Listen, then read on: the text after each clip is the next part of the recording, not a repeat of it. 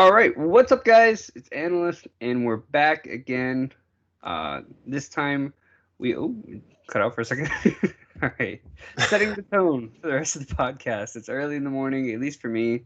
We're recording wide receivers part 2. Last time I did wide receivers, I was joined by Fantasy Rapper, and this time I'm joined again by Faraz. So Faraz, thanks for being here. For sure, man. How's it going? Yo, did Rapper rap the entire podcast, or did he just like? That would have been cool, but no, he didn't. Oh, okay. No, we just talked. That would have been dope. Like, for each receiver, like he had like 16 bars or some shit. I feel like I'd have to rap back, and then it would just nobody would watch it. Right, that would just be awkward at that point. That would just be. I'd be like, "Yo, Juju." I don't know.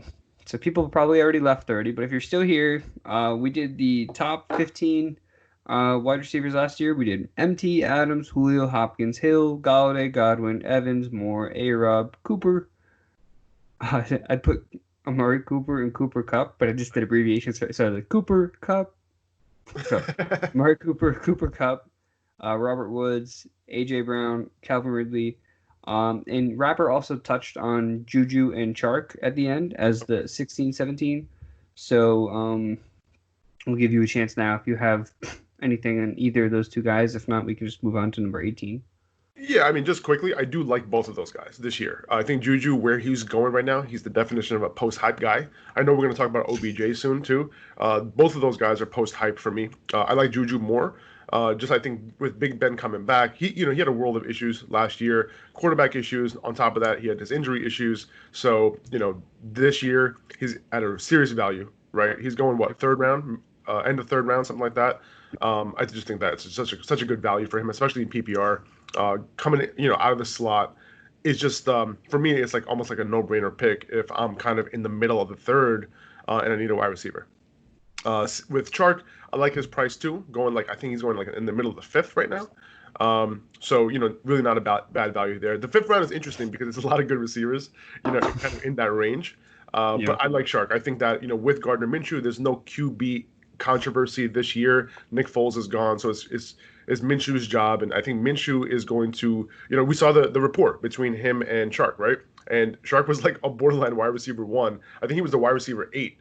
Through those first 9 weeks with Gardner Minshew.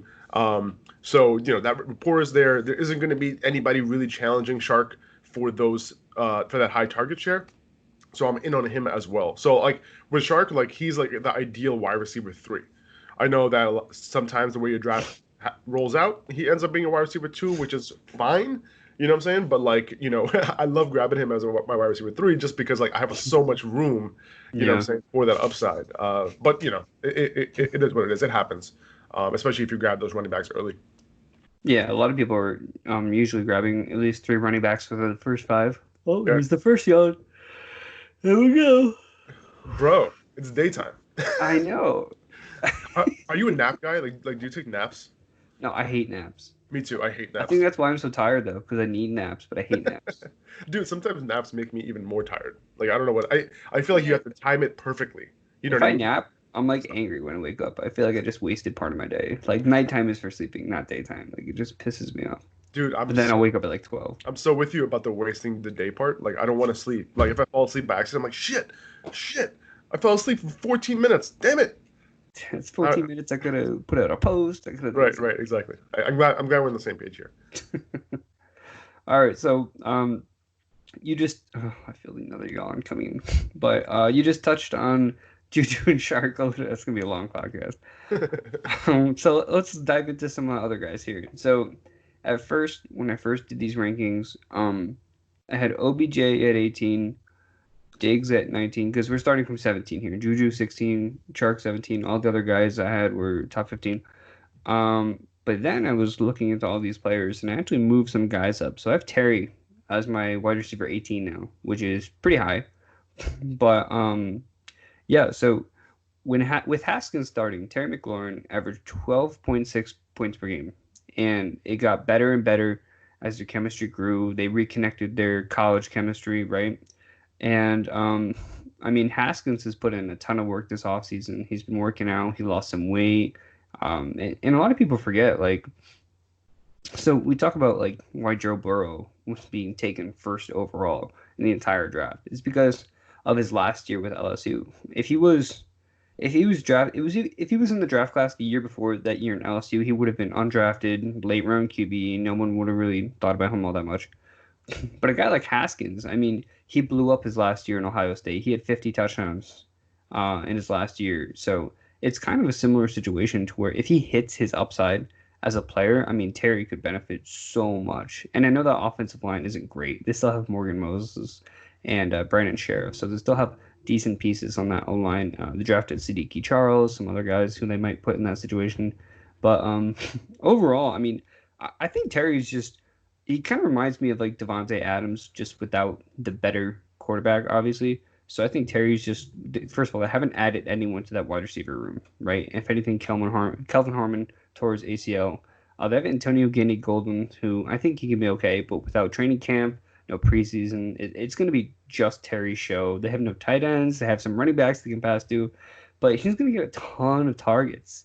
And sometimes it's just not a bad idea to follow the volume. I wouldn't be surprised if he ended up with 140 plus targets. And if he really does connect with Dwayne Haskins, if they can get back onto that college level, if they can build off the success they had at the end of last year, I think Terry he has top 10 potential. And we talk about how good he did last year. That was as a rookie, right? And the expectations for him were very, very low as like a mid-round guy. He wasn't one of the first wide receivers taken.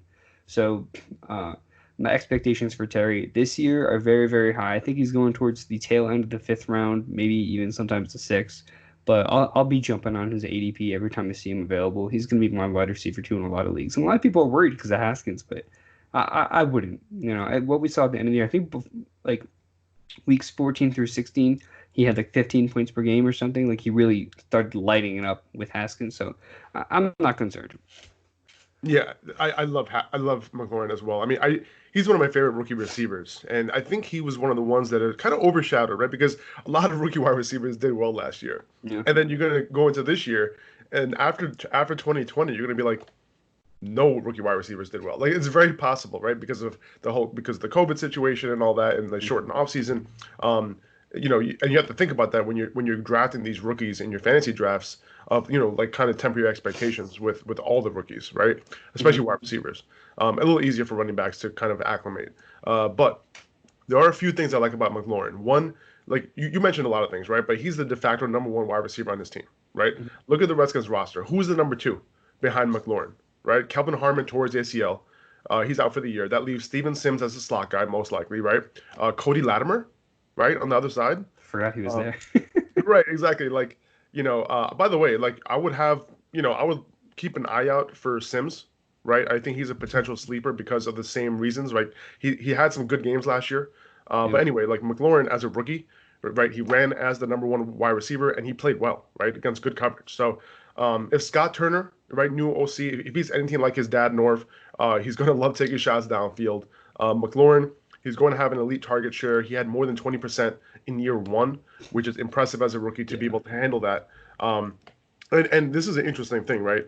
Do you remember that ridiculous year for Josh Gordon that we've been holding on to for what seems like 10 years now? Well, Scott Turner was a wide receiver coach there, right? And he helped Josh Gordon reach that elite level that year. And McLaurin was able to do his thing last year despite all the QB struggles. DJ Moore was able to do his thing last year despite QB struggles with Turner and Carolina last season. So McLaurin, he has a connection with Haskins, like you said, from Ohio State. They started putting it together at the end of last year. I think it's adding up for McLaurin in his sophomore year. I can totally see him taking a step forward, along with Haskins taking a step forward. He looks good, man. He's not that's it. He was a little pudgy last year, right? Haskins was a little pudgy last year. He looks a lot better now. And by the way, so McLaurin is one of the 4 rookie wide receivers who had a yards per route run over 2. So over 2 yards per route run.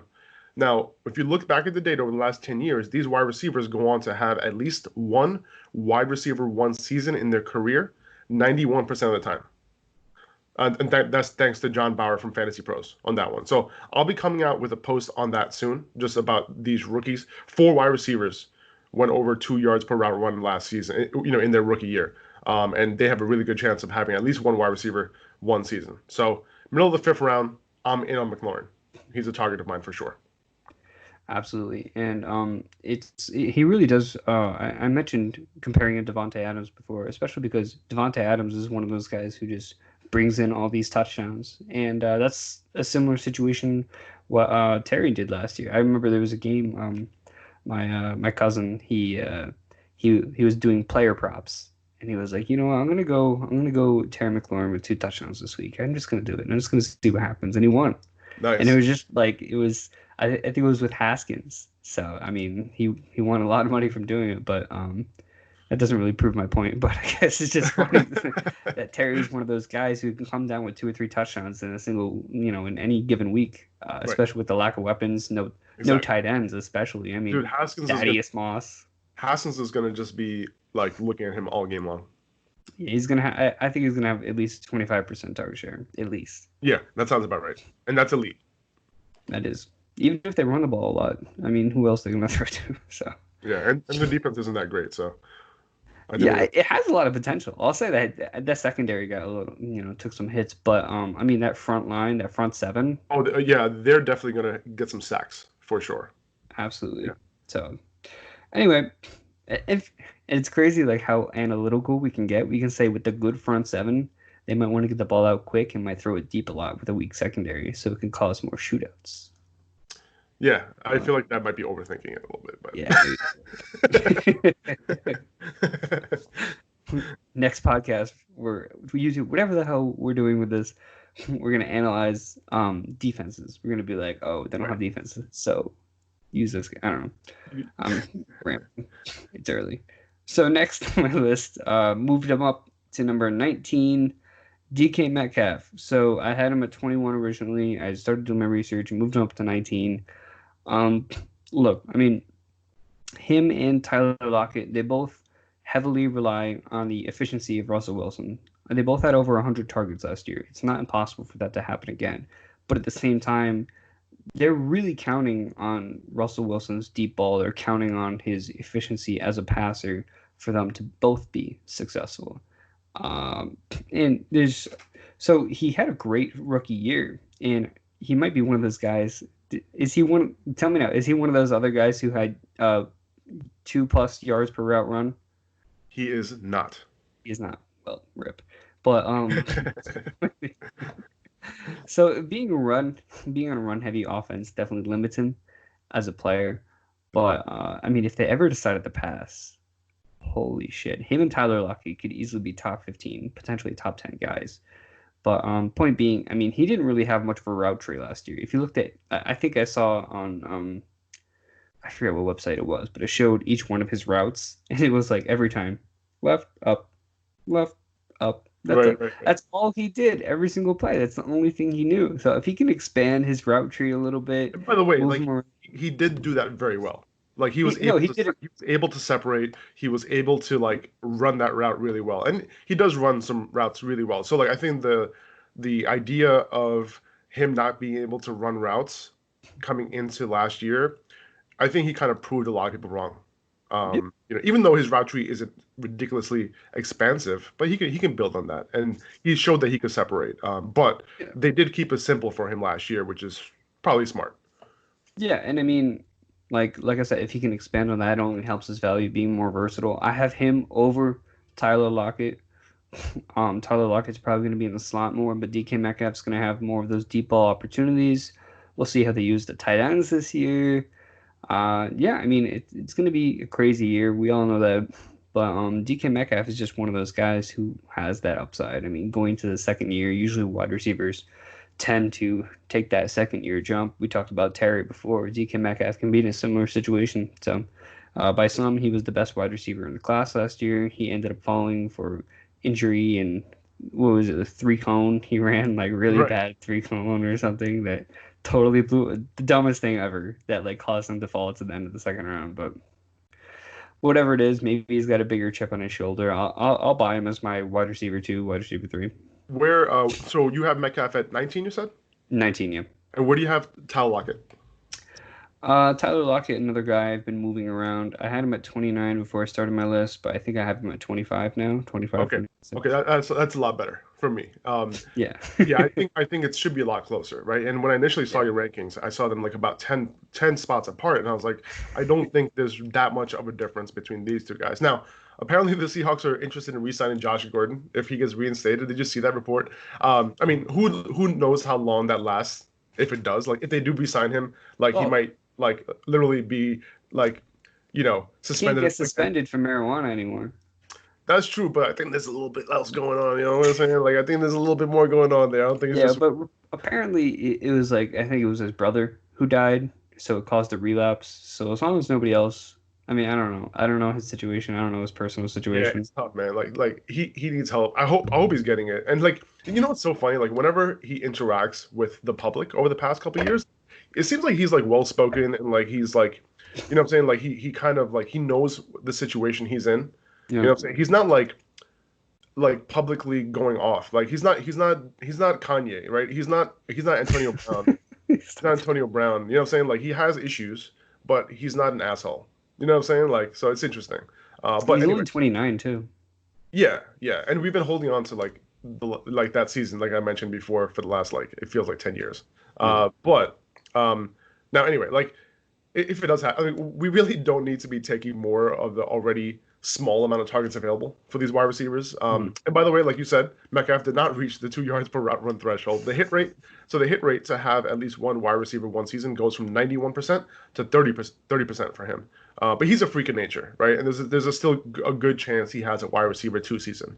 Um, but anyway, Metcalf's volume last year was all over the place, right? As a rookie, he did great. 100 targets, altogether, 58 catches, 900 yards, 7 touchdowns. That's a legit rookie season, right? The Yeah. volume isn't going to be there this year either, right? Tyler Lockett is still going to be there. Everyone who thinks Metcalf is going to take this huge leap in target share ahead of Lockett, like I've seen that, and I don't think that's going to happen, right? Lockett, he's a very good wide receiver. He's one of the best route runners in the league. There's no reason why Wilson is going to take targets away from him and give it to Metcalf. I would personally just draft the cheaper guy and the better wide receiver between the two, and that's Lockett.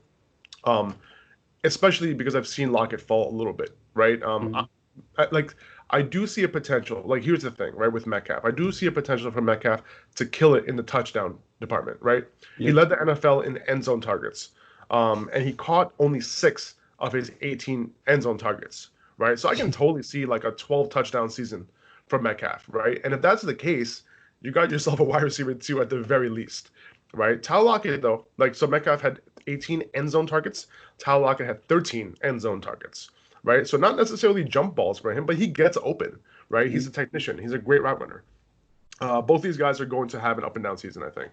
Like one guy does well, the other guy might not. You know what I'm saying? Like I think that's how it's kind of gonna go, right? I wouldn't expect too much consistency from either of them because of the fact that the Seahawks throw the ball less than any other team, right? And that both guys usually can't eat at the same time, right? Or in the same game. It happened last year a couple Yeah. times, right? And then not to mention like how involved the Seahawks tight ends are, Yeah. right? Whatever that situation ends up looking like, it hasn't mattered who the guy was, right? And they did add some guys there, right? So for me, neither of these guys have been on my radar. Like I don't think DK would be this high for me. I personally think he should be like a little bit closer to Lockett. Like I would push him down a little bit. Um, but yeah, I might put both of these guys closer to like the middle of the, like, I guess like the wide receiver two, wide receiver three fringe, Sure. right? And I'll talk about Thielen. I mean, I'm talking about I'm not Thielen. I'll talk about Lockett when we get there a little bit more. Um, We just go into them now. I mean, we already covered yeah, most of it sure. to save the Okay, time. yeah, sure. Let's talk about Lockett then. Um, so the one thing I want to bring up, like what he was doing before he had that weird shin injury Hmm. in week 10 against the 49ers, he was the wide receiver three before that 49ers game in week 10. He was killing it. Now, it was mostly because of touchdown production, right, on efficiency, and that's literally what he's been over the past 2 years, right? And he didn't have a shit ton of target volume. He was still getting it done. He was still averaging 8 targets per game up until that point. And then week 10 and on, he started off slow, and he didn't have a game with more than 4 targets until week 14. And that contributed to him only having 5.4 targets the rest of the way. So, and then in his 2 playoff games, he jumped up to 8 and 10 targets in each of those 2 games. So to rank him as a wide receiver three, like, you know what I'm saying? Like, I kind of want to have him in the wide receiver 2 range only because, like, Hmm. the consistency is going to be an issue if he can't keep up with the efficiency. But that's really what him and Russell Wilson have to do in this ridiculous offensive system, unfortunately. And they just make the best of it. So he's being taken right now in the fifth round as the wide receiver 21.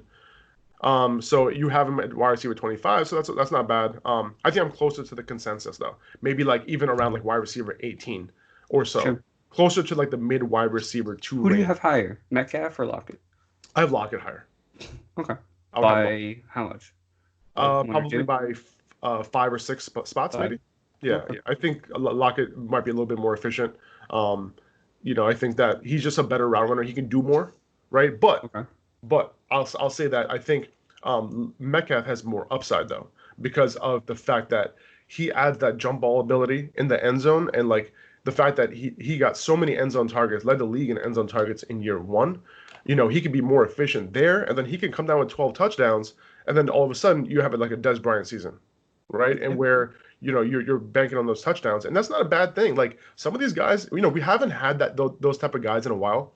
Like Kenny Golladay did it last year, right? Where you know that he's going to be an end zone beast, and Metcalf could be an end zone beast as well, just not with all that volume, which is fine. I'm cool with that. You know what I'm saying? But I would like to see it first. But at the same time, I think he's very capable of that. So, that's kind of how I'm approaching these two guys. Yeah, it's funny. You look back to I think it was like 2 seasons ago, right before Metcalf. I think it was like every week, Tyler Lockett, one catch, 50 yards, one touchdown. I know. One catch, 50 yards, one touchdown. It's crazy. Every single week. It was so consistent It was so and it crazy. was so efficient. And it was like It, I hate to rely on that. Me too, man. I hate to rely on it. Like, and same thing with Metcalf, man. It's gonna be something similar where like he's not gonna get a shit ton of volume, but Hmm. you have to depend on the efficiency. I hate depending on it, but it's so funny. Like that in 2018, I had Tyler Lockett on my roster, right? I drafted him in like the sixth round or whatever it was, and like I had him in my lineup, right? But I ended up trading him away because I was just like, yo, he can't keep this efficiency up.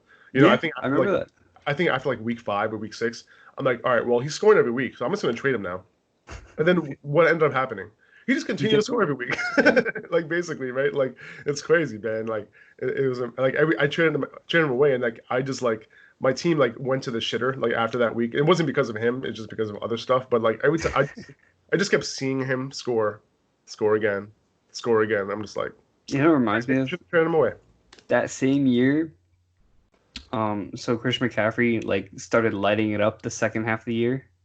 Yeah, Like he was like the running back one, like the right, last 5 or 6 games or whatever. right. And I think like 7 games before the season ended, I'm like, damn, I need some more wide receiver running back. But I forget what I traded him for, but I traded him away basically.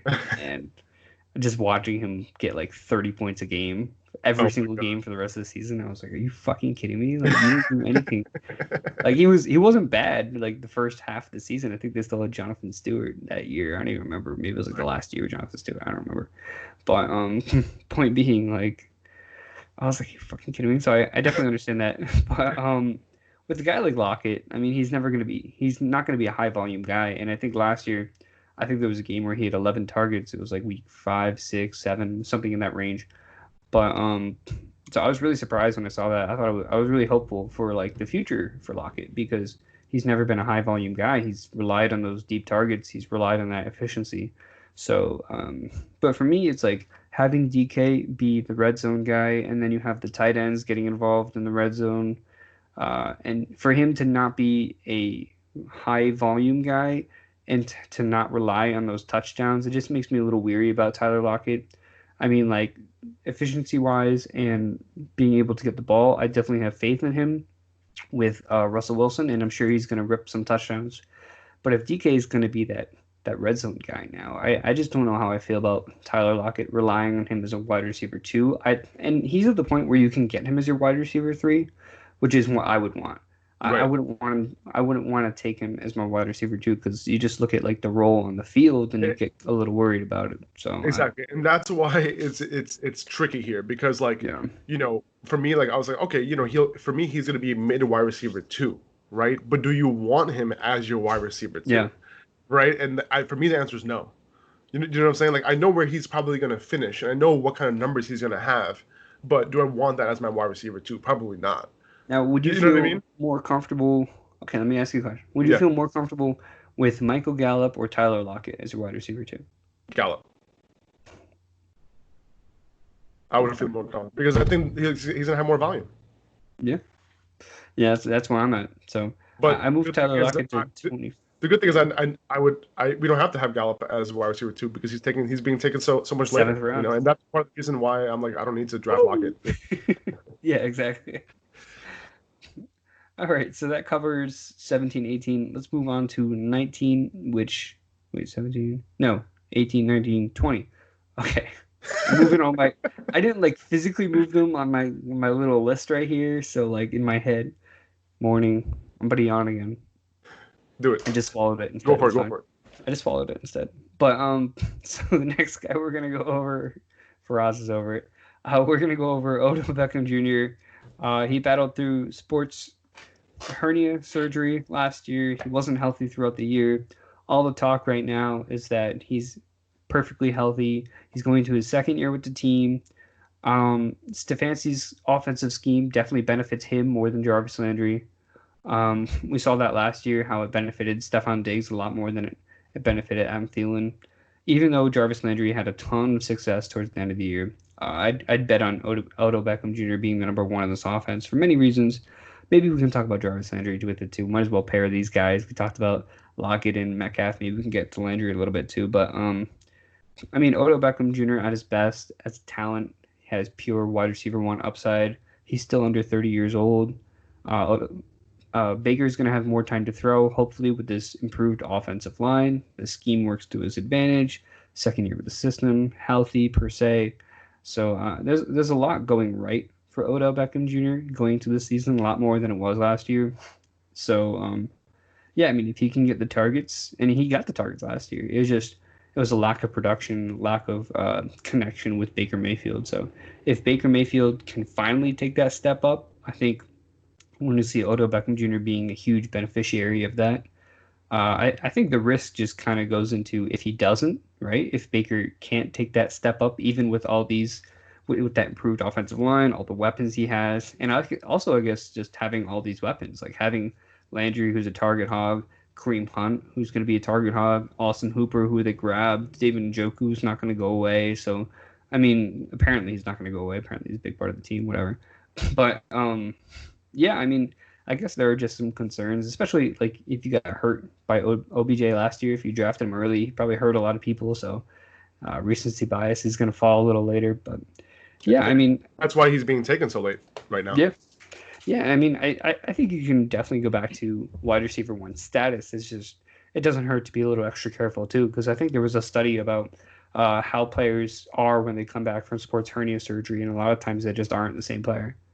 So I'd be a little worried about his long-term value. Plus, I have a buddy of mine, Fantasy Docs, on the draft kit, which you guys can get. GM me if you want it. He did some injury analysis on it, and he put, I believe he put Odell Beckham Jr. as a high risk and low performance expectation. And I believe I'm gonna double check on that right now. This is inside information. Yeah, so he put his re-injury risk as high, and he put his performance expectation at medium. So not feeling too hot from a doctor's perspective on Odell Beckham Jr. for this year. So just something to add. You know, it's so funny. Like when you talk to different doctors, like they say different things. Yeah. So interesting to get all these different opinions.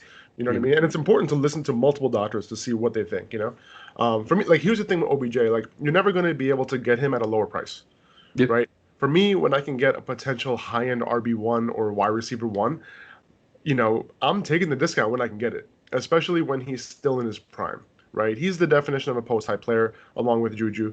You know, it's why we liked Leonard Fournette last season. Like we knew he was going to be a workhorse back, and he was going at the 3-4 turn, and he was kind of over those injuries. Yeah. And now OBJ is going at the 3-4 turn, right? OBJ was going at the top of the second last year, and that was with no inkling of how he was going to do with the Browns and Baker Mayfield.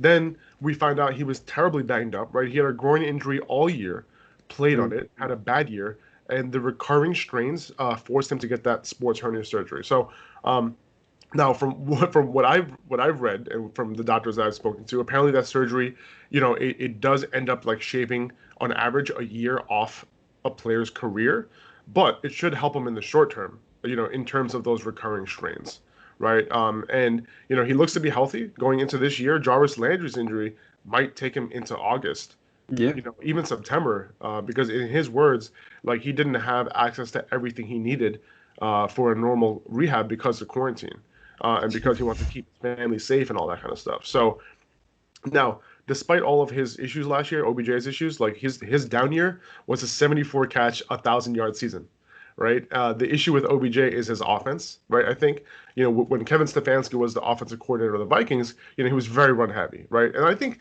some of that might have been because Mike Zimmer like wanted a complete 180 from John DeFilippo, right? Yeah. So we can see more of a balance, right? I think we think it's going to be like ridiculously run heavy, but it might be a little bit more balanced than we think, right? The thing is, when you have Nick Chubb and Kareem Hunt, right, leaning heavily on your running backs doesn't seem like a terrible idea, right? I do still think that OBJ has a ton of upside now that he's healthy, and the offseason work he's been putting in, to get back to an ideal spot as a whole, rather than just like doing this patchwork that he's been doing over the last couple of years.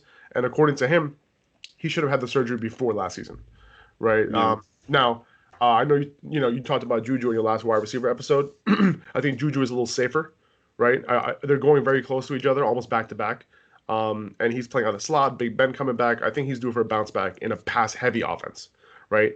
This might be a potential run-heavy offense in Cleveland. Scares me a little bit.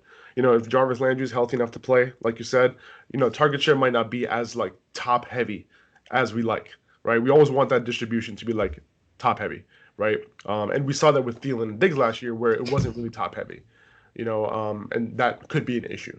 But like I said, like if OBJ drops a little bit, you kind of got to evaluate the receivers. If he drops like early fourth round, I think you're doing yourself a disservice by not chasing that upside. Absolutely. And it's like having guys like Odell Beckham Jr. in the fourth, Juju in the late third, Terry in the fifth, DK in the fifth, Tyler Lockett late. Mm-hmm. These are the reasons we want to go running back very early this year Michael Gallup. specifically. Michael Gallup. Well, we're both itching to talk about Gallup. I think we like Gallup so much that he's just going to be in every episode, like no matter what, no matter what position we're talking about, it doesn't matter. Talk about like What do you Chris think about Herndon. Landry though? Like, do you think Landry can? Yeah, so Do you think there's going to be a big difference in target share between Landry and OBJ this year? Because last year it was almost identical, yeah, and that was with Landry, yeah, healthy. so second half of the year, Landry was the wide receiver too. Right. So he blew up with Baker in the second half of the year. Now, if we look at what Stefanski did last year with his slot guy, Adam Thielen, he kind of pushed him to the outside more. They did more 12 personnel. I Yes. wouldn't be surprised if they moved to more of that this year with David Njoku and Austin Hooper, which is what they said they want to do. So it's going to be interesting to see where Landry fits in. He had off-season hip surgery, and he may not be ready for the start of the season. He may be on the PUP list. So that's going to take his value down. That is a Um, great that's a great point you just made, and I just want to like highlight what you just said about the 12 personnel thing, yeah, where the reason why they traded for Austin Hooper, right, is because like we'll sign him. Yeah, oh yeah, I'm sorry. The reason why they signed Austin Hooper when they already had David David Njoku. Njoku is because they want to run two tight ends. They Mhm. want to run 12 personnel. That's what they did over in Minnesota, where they re-signed Kyle Rudolph, even though they had this young, awesome tight end in Yep. Irv Smith, where they didn't necessarily need Kyle Rudolph anymore, right? They could have moved on, but they gave him a big contract. So it's something similar here, where if they're going to do that, then there is no slot wide receiver in 12 personnel. There's two tight ends on the field, so Landry's going to have to move to the outside more. Yeah, but And I bring this up every time. But even last year, when the Vikings went 12 personnel, I think they only ran it 38% of the time. So still gonna have like I think they ran the most 12. This came from Nick Ercolano at BDGE, but I believe it was that they ran 38% of the time.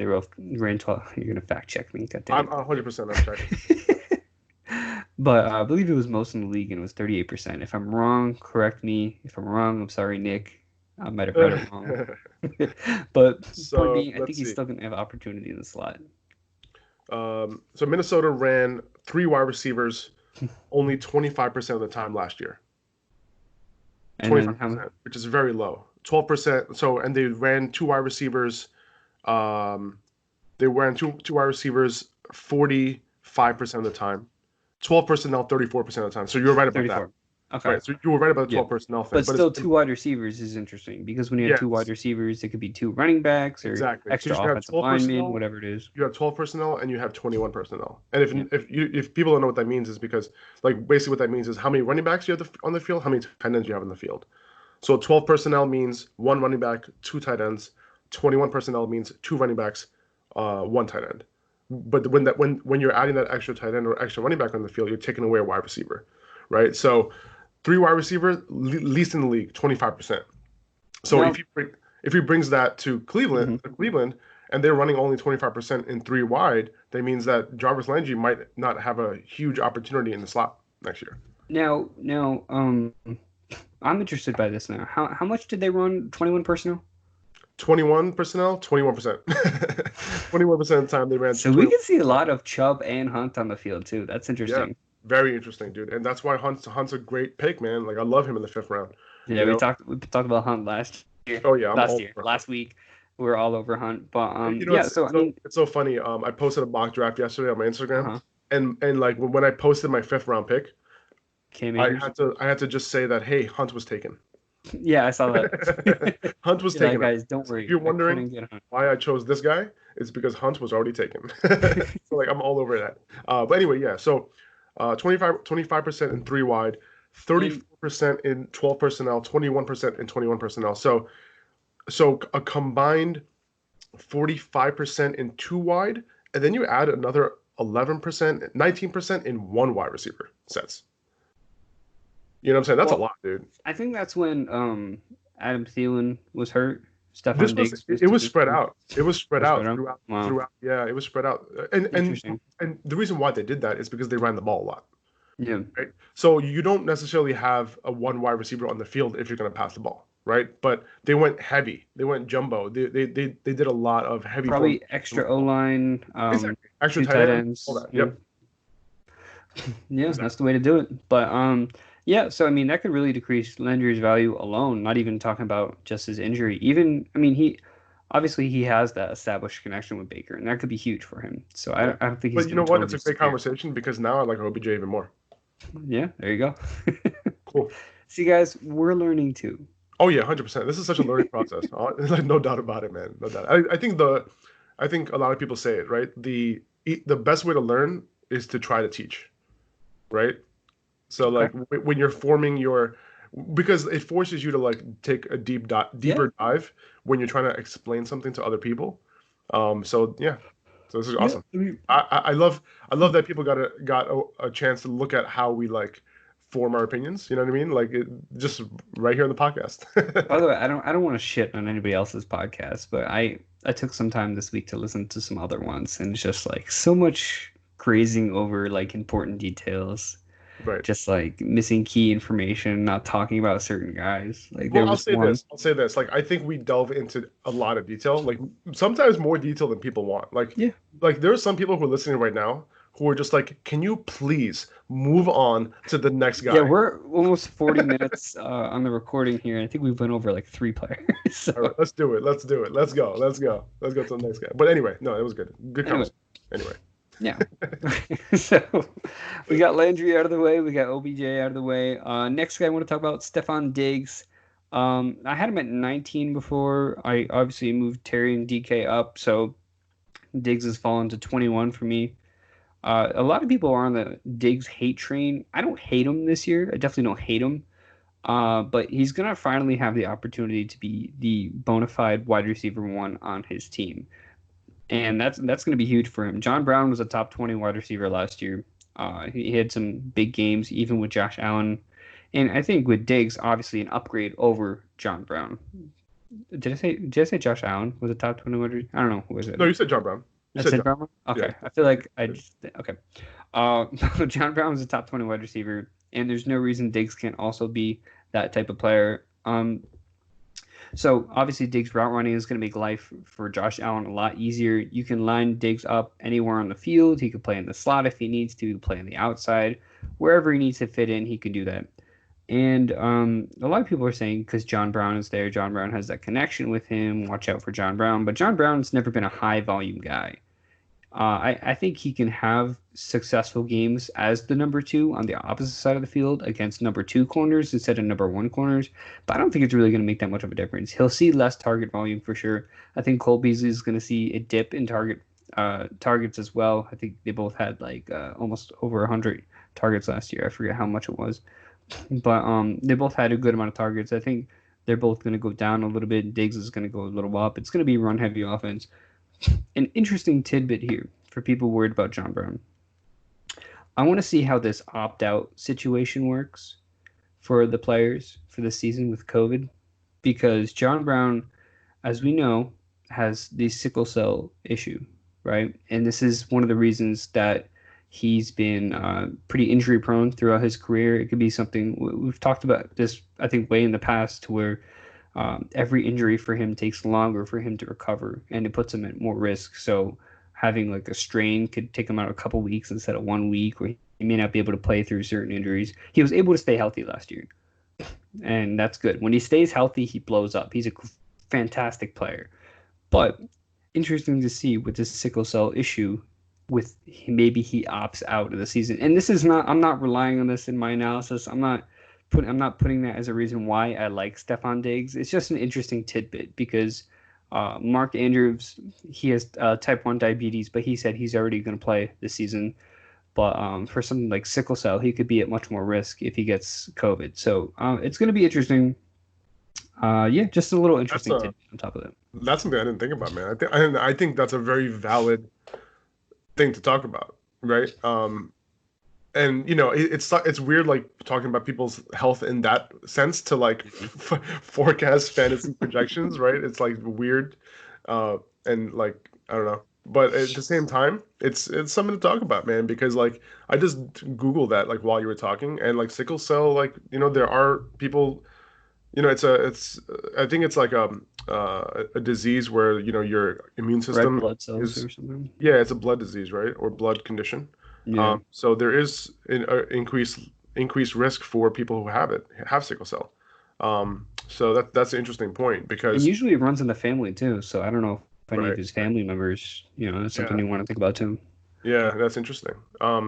So yeah, I guess I'm staying away from John Brown this year. No, but yeah, no, it's going to be interesting, man. That's a good point.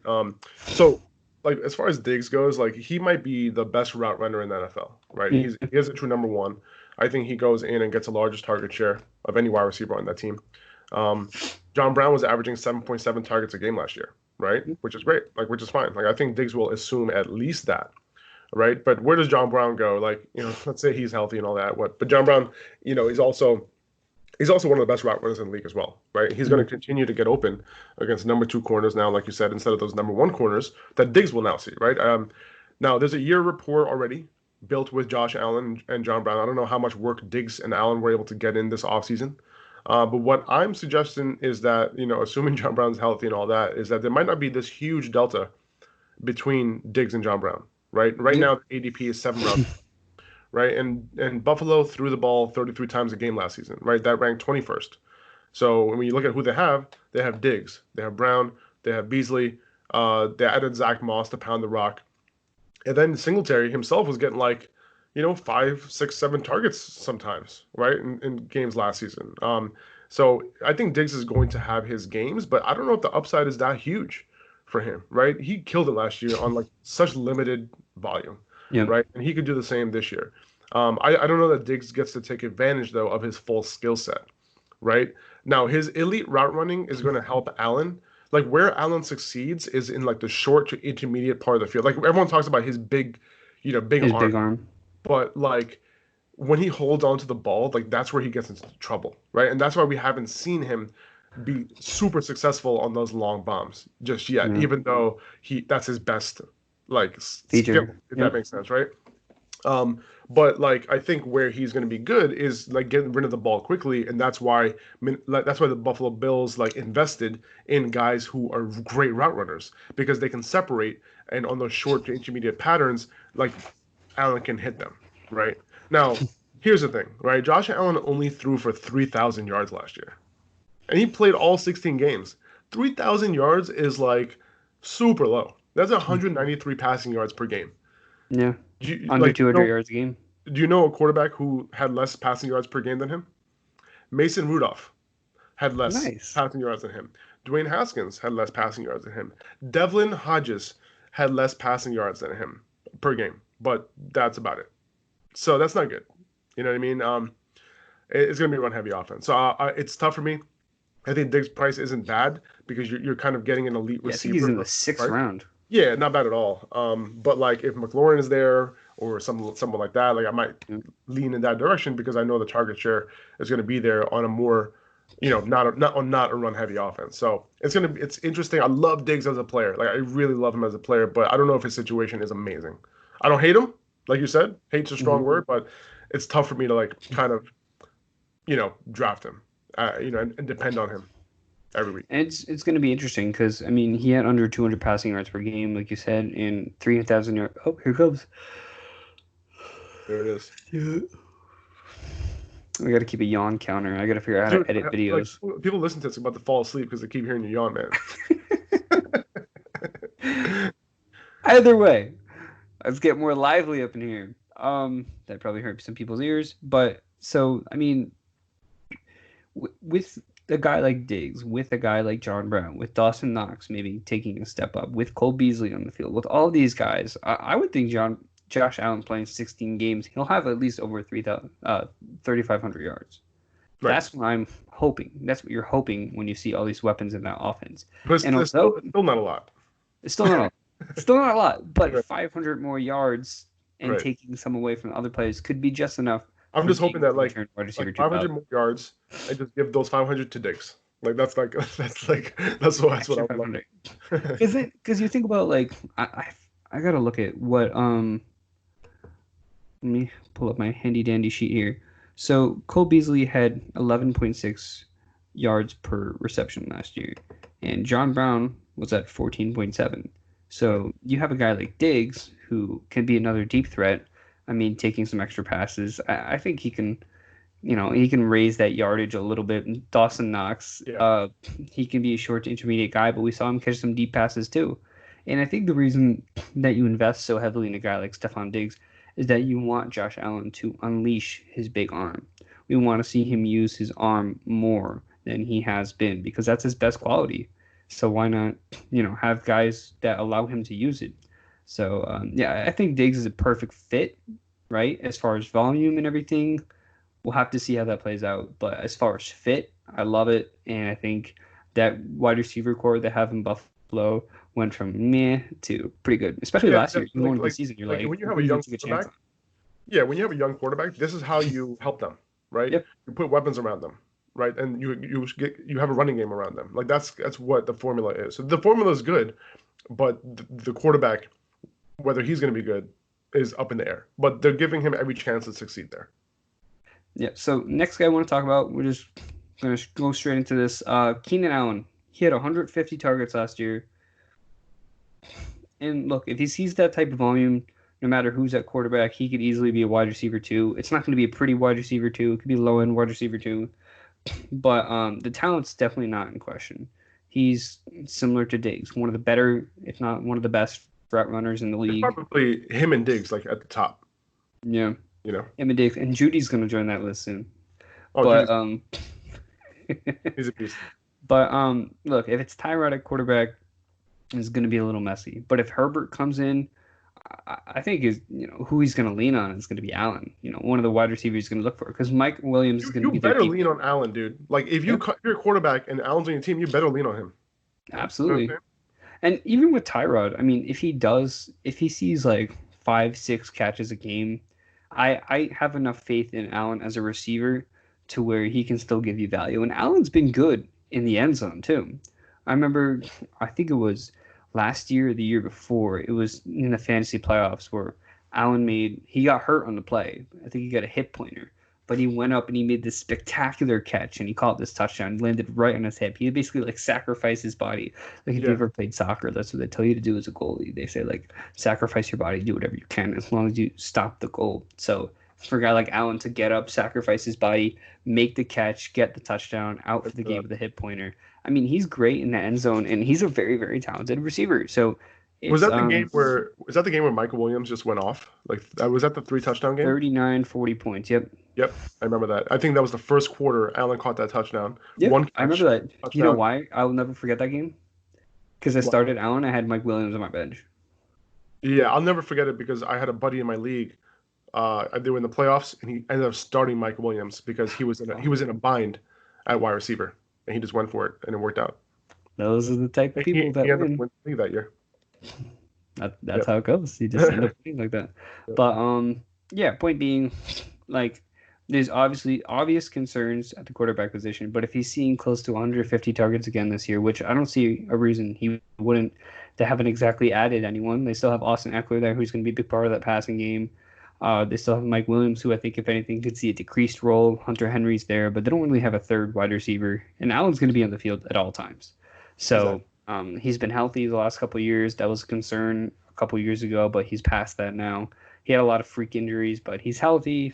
So a healthy, talented wide receiver who could see up to 150 targets, that alone should be wide receiver 2 territory. Quarterback Yeah. situation, it's going to figure itself out. It's just about where Allen is going. I think he's going in the 4th, 5th round. Isn't So that a good value for him though? You know what I'm saying? Like, don't yeah, you think that for someone like him, like he's kind of being undervalued a little bit? and even with no off season, like virtually, like let's say if Tyrod Taylor is benched after 2 weeks, and there's Justin Herbert for 4 weeks, and if Justin Herbert plays like a decent quarterback, how we've seen rookie quarterbacks do in the past, especially towards the end of the year. We talked about like Allen. I don't know if we've talked. I always say we talked about it. Like we Mhm. at some point probably did, but Allen usually picks it up in the second half of the year. And Right. rookie quarterbacks also tend to pick it up in the second half of the year. So if they both click at the same time, it could be insane value if when you really need him the most. So, I mean that's just not any no build behind that, but still just interesting to note. A talented wide receiver, you got to take a chance at him at some point. Yeah, this one was tough for me. Like when I really looked into it, like where to put him. Like he's arguably a top five, like I don't know, top seven wide receiver in the league, and now he's paying with being paired up with Tyrod. Right? Tyrod hasn't had any amazing wide receivers in his career. He had Sammy Watkins in his prime for a bit, but he was in and out of the lineup with injuries. He had Robert Woods, but one can argue that Woods just wasn't as good when he was with Buffalo. Yep. But Woods was a first round pick, right? Or second round pick. But Allen plays about 50% of his snaps from the slot, right? So that'll benefit both him and Tyrod. Allen, he's one of the best route runners and separators in the league, and it's possible, that Tyrod does give him the elite volume that he deserves as the number one. Top 5 yards per route run from the slot, top 15 yards per route run overall.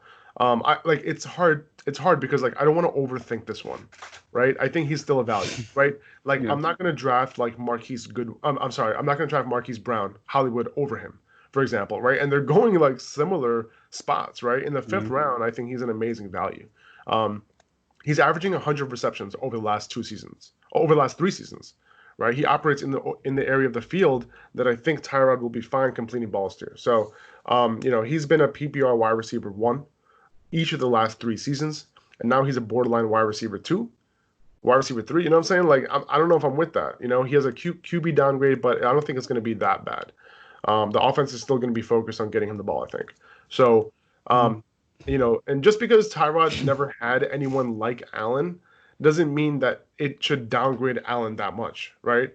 Um, Shane Steichen, I think that's how you say his name. He took over as offensive coordinator after they fired Ken Whisenhunt last year.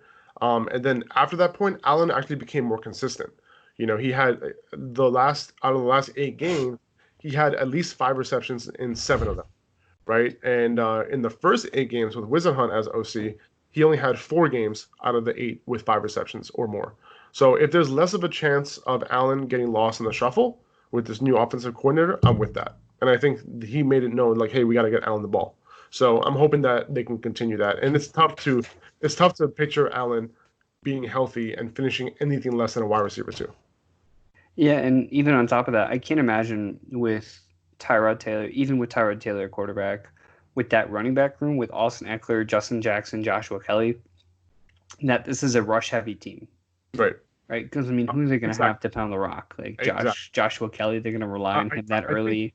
Justin 100%. And Jackson's on a short leash. I think they're going to run and they were pretty pass heavy last year. Mm-hmm. And I think, and the defense isn't good. So I Defense think, is great.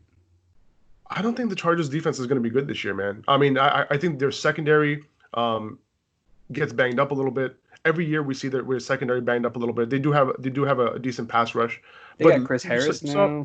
you saw last year where they were at the end of games they would have to like rip the pass, like they have to pass like crazy at the end to try to catch up, and because their defense might not have made a stop that they were supposed to, or whatever the case may be, and that's why their volume in their passing volume was so high. They didn't have to do that last year. But Yeah. I think I think you made a good point though, as far as like them passing the ball more because of the lack of running backs that they have. I think they're Mhm. gonna like kind of like uh have their run game through the pass a little bit, if that makes sense. They're gonna have a lot of short intermediate throws to guys like Eckler, and even to guys like Keenan Allen running out of the slot. So that's how they're gonna get those like 4, 5, 6, 7 yard um, completions, right? And instead of running the ball, they would just do that. Yeah, and I mean the Chargers defense. I just want to hit on it real quick. I mean they're great all across the board. They have some health issues. I agree, but they have Melvin Ingram. They have Joey Bosa on that D line. I think they got another defensive tackle this year who was on Linval Joseph. Yep. So they got Linval Joseph in that D line. Linebacker group's a little concerning, but they just drafted Kenneth Murray. They traded up for him for a reason. They were lacking in that department. If he shows up, it could be good. But that secondary, they got Chris Harris, who they just signed. If Casey Hayward's on the field, he's one of the best corners in the league as well. They have what's his name? The hell's it? Desmond Derwin James. King. Desmond King is one of the other corners, that slot corner who played Yep. fantastic. Nickel corner, I guess you would call him slot corner. Nickel. You have Derwin James in this as a safety. Like they have all these great pieces, and I think Right. that I just want to put that out there. If you guys are looking for a defense, the draft Chargers could be it. And Derwin James missed like almost all of last year, and when And he and came back, he and, wasn't the same player either. and when you're drafting these defenses, like when you're looking at a pass rush, like they have, like that's what you're looking for, right? You wanna draft if you're gonna have a defense and start them. You want a defense that is going to be able to get sacks, right? Because And turnovers. Yeah, the sacks lead to turnovers, right? And they yeah, lead to touchdowns. So that's kind of how I would look at it. yeah. They got good pieces all around. So just wanted to bring that up. But yeah, so that's enough on Keenan Allen. Next guy I want to bring up, Devontae Parker, and I know this is your guy. You made a post about him a couple of days ago about Yep. why he could continue his breakout. So I'll let you lead on this one. Yeah. Joey, we need to pause for a second. Yeah, Yeah, we need to pause for a second. I'm just gonna cut this clip out. sure. Okay. Give me a second because my camera is messed up here, and I know I want to have that going. Just in case we can't cut it out, Mm-hmm. I'm just gonna entertain the viewers because we had one of these last How are you last gonna week. do that? Huh? How are you gonna do that? Oh wait, are you gonna put this up on YouTube, right? Yeah. Oh, so you're not gonna cut this out? I No, don't. I'm not. That's fine. But no one's gonna watch anyway, so that's fine. Wow. 60 people watched this last year. Yeah, Last oh, week. man, that's pretty good. Yeah, that's not bad. So, yeah, we're not gonna cut this out. So while he does this, I guess I'll talk about Devontae Parker a little bit.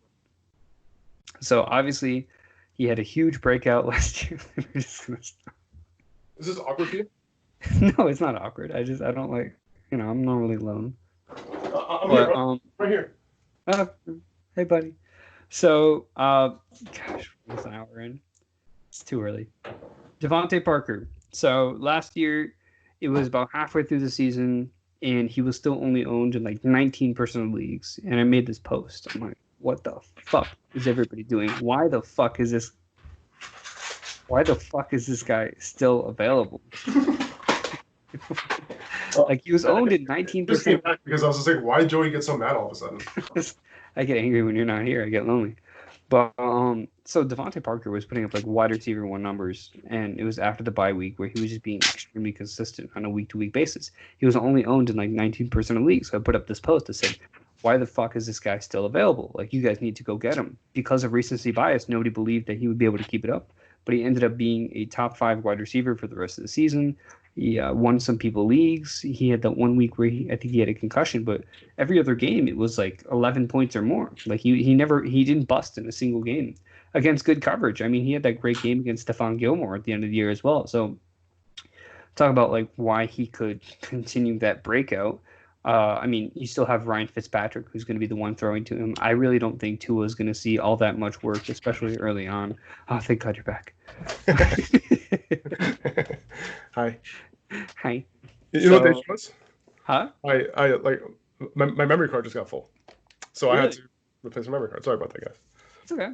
But you want to pick up from here? I talked about Devontae Parker, recency bias, about how last year, Yeah. halfway through the season, he was like owned in 19% of leagues. So I made this You know, post. I heard everything you said, and it's Yeah, so true. It's like it's week after week after week. He was in my waiver wire article, like, and it got to a point where like guys, like just Devontae do it. Parker is still less than 50% rostered, and like why? Like, can you guys just pick him up? Just have him on your roster.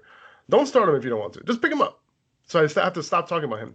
Like I literally just put Devontae Parker, and I put a link to my like last article, just because I'm like, guys, I don't want to talk about this anymore. But I do think that he can continue his breakout in 2020.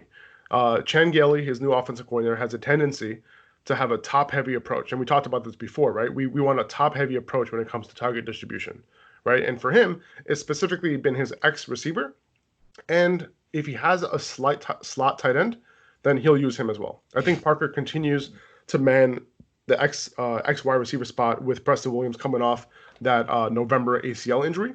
Um, Now you have to note that Preston Williams was the X before he got hurt last year. But Parker, he assumed that role once Williams went down. So, but with the breakout, I think Parker keeps that role, right?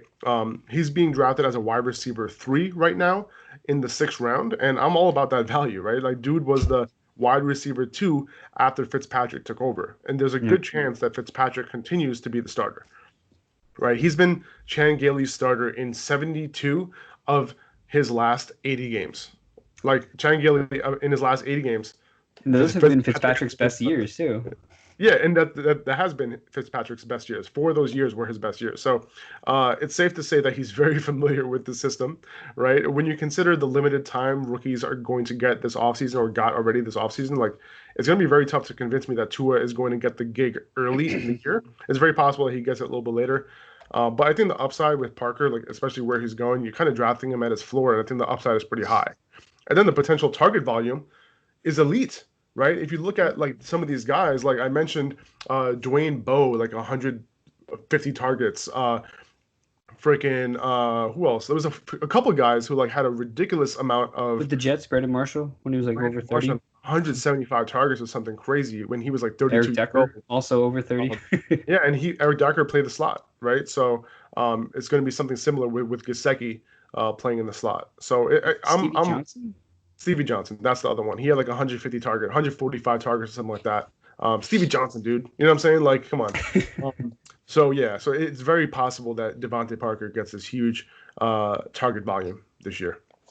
Yeah, and what's interesting about that is when you bring in a guy like Chan Gailey, who has familiarity with Ryan Fitzpatrick, and that's the main reason you bring him in. Like you bring him in because of the veteran experience as a coach. He's an older guy, but you also bring him in because of his connection with Ryan Fitzpatrick.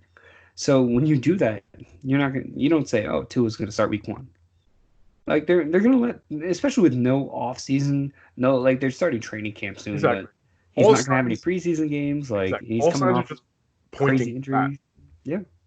So I think Ryan Fitzpatrick starts at least 8 games. Could be even more. It could be 10-6. It could be towards the end of the year. Maybe they're not in playoff range. They just let Tua play, like we saw with Drew Lock last year. Maybe they'll let Tua play at the end of the year. Or maybe if Fitzpatrick just like plays terribly. You know what I'm saying? That's another way that it's not impossible. Yeah, it's not impossible that he plays just like shit. Fitzpatrick has had those down years, and it's possible. But it's one of those situations where like he's done well in the system before. So and we all know he's a smart guy. You can't bring up Fitzpatrick without talking about Harvard, and I just did it right now. So sorry, had to. But yeah, no, I think he'll be fine. I think Parker with Fitzpatrick as well like will be just fine. Yeah, it's interesting. I don't know when Parker was being drafted last year, but I want to say it was like 8th, 9th round. Was So the it fact, that? Was it even that early? Can I honestly, check I'm not sure. real quick? I Yeah, can go check. check. I'm just so curious. I'm gonna say he was being drafted in like the 13th round. I'm gonna say 9th. I'm gonna say ninth. Okay, let's see. I'm gonna go to 20. I'm gonna go to Watch it 2019. be like undrafted. Yeah, it's very possible. Let's see. Parker. Undrafted. Actually, Undrafted last year. Yep. He was going past, well, undrafted meaning in 12-team PPR leagues, he was going after the 15th round, which means that he was undrafted. Let's see if he was being drafted in 14-team leagues. I doubt it. No. yeah. So this is a guy who went from undrafted, and because of recency bias, he's going towards the end of the 6th round. Even though he was the wide receiver 2 in the second half of the year, not much has changed in his situation. If anything, he can continue what he did early on. So a lot to like about Parker. Great value if you're getting him in the 6th round. Another guy here, Cortland Sutton, right? So we talked about Drew Lock before. Originally, I was really high on the Drew Lock train.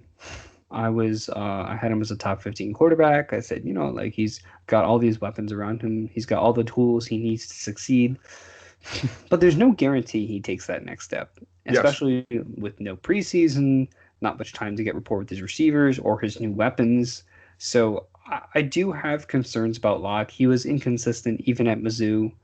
So there's a lot to be concerned with Locke. He's got a great arm. Cortland Sutton's numbers actually dropped with Locke a good amount, and they actually dropped when Manuel Sanders left the team as well. So with Jerry Jeudy there, I'm a full believer on Jerry Jeudy's talent. Jerry Jeudy is going to be one of the best wide receivers in the 2020 decade, and I'm gonna say that now.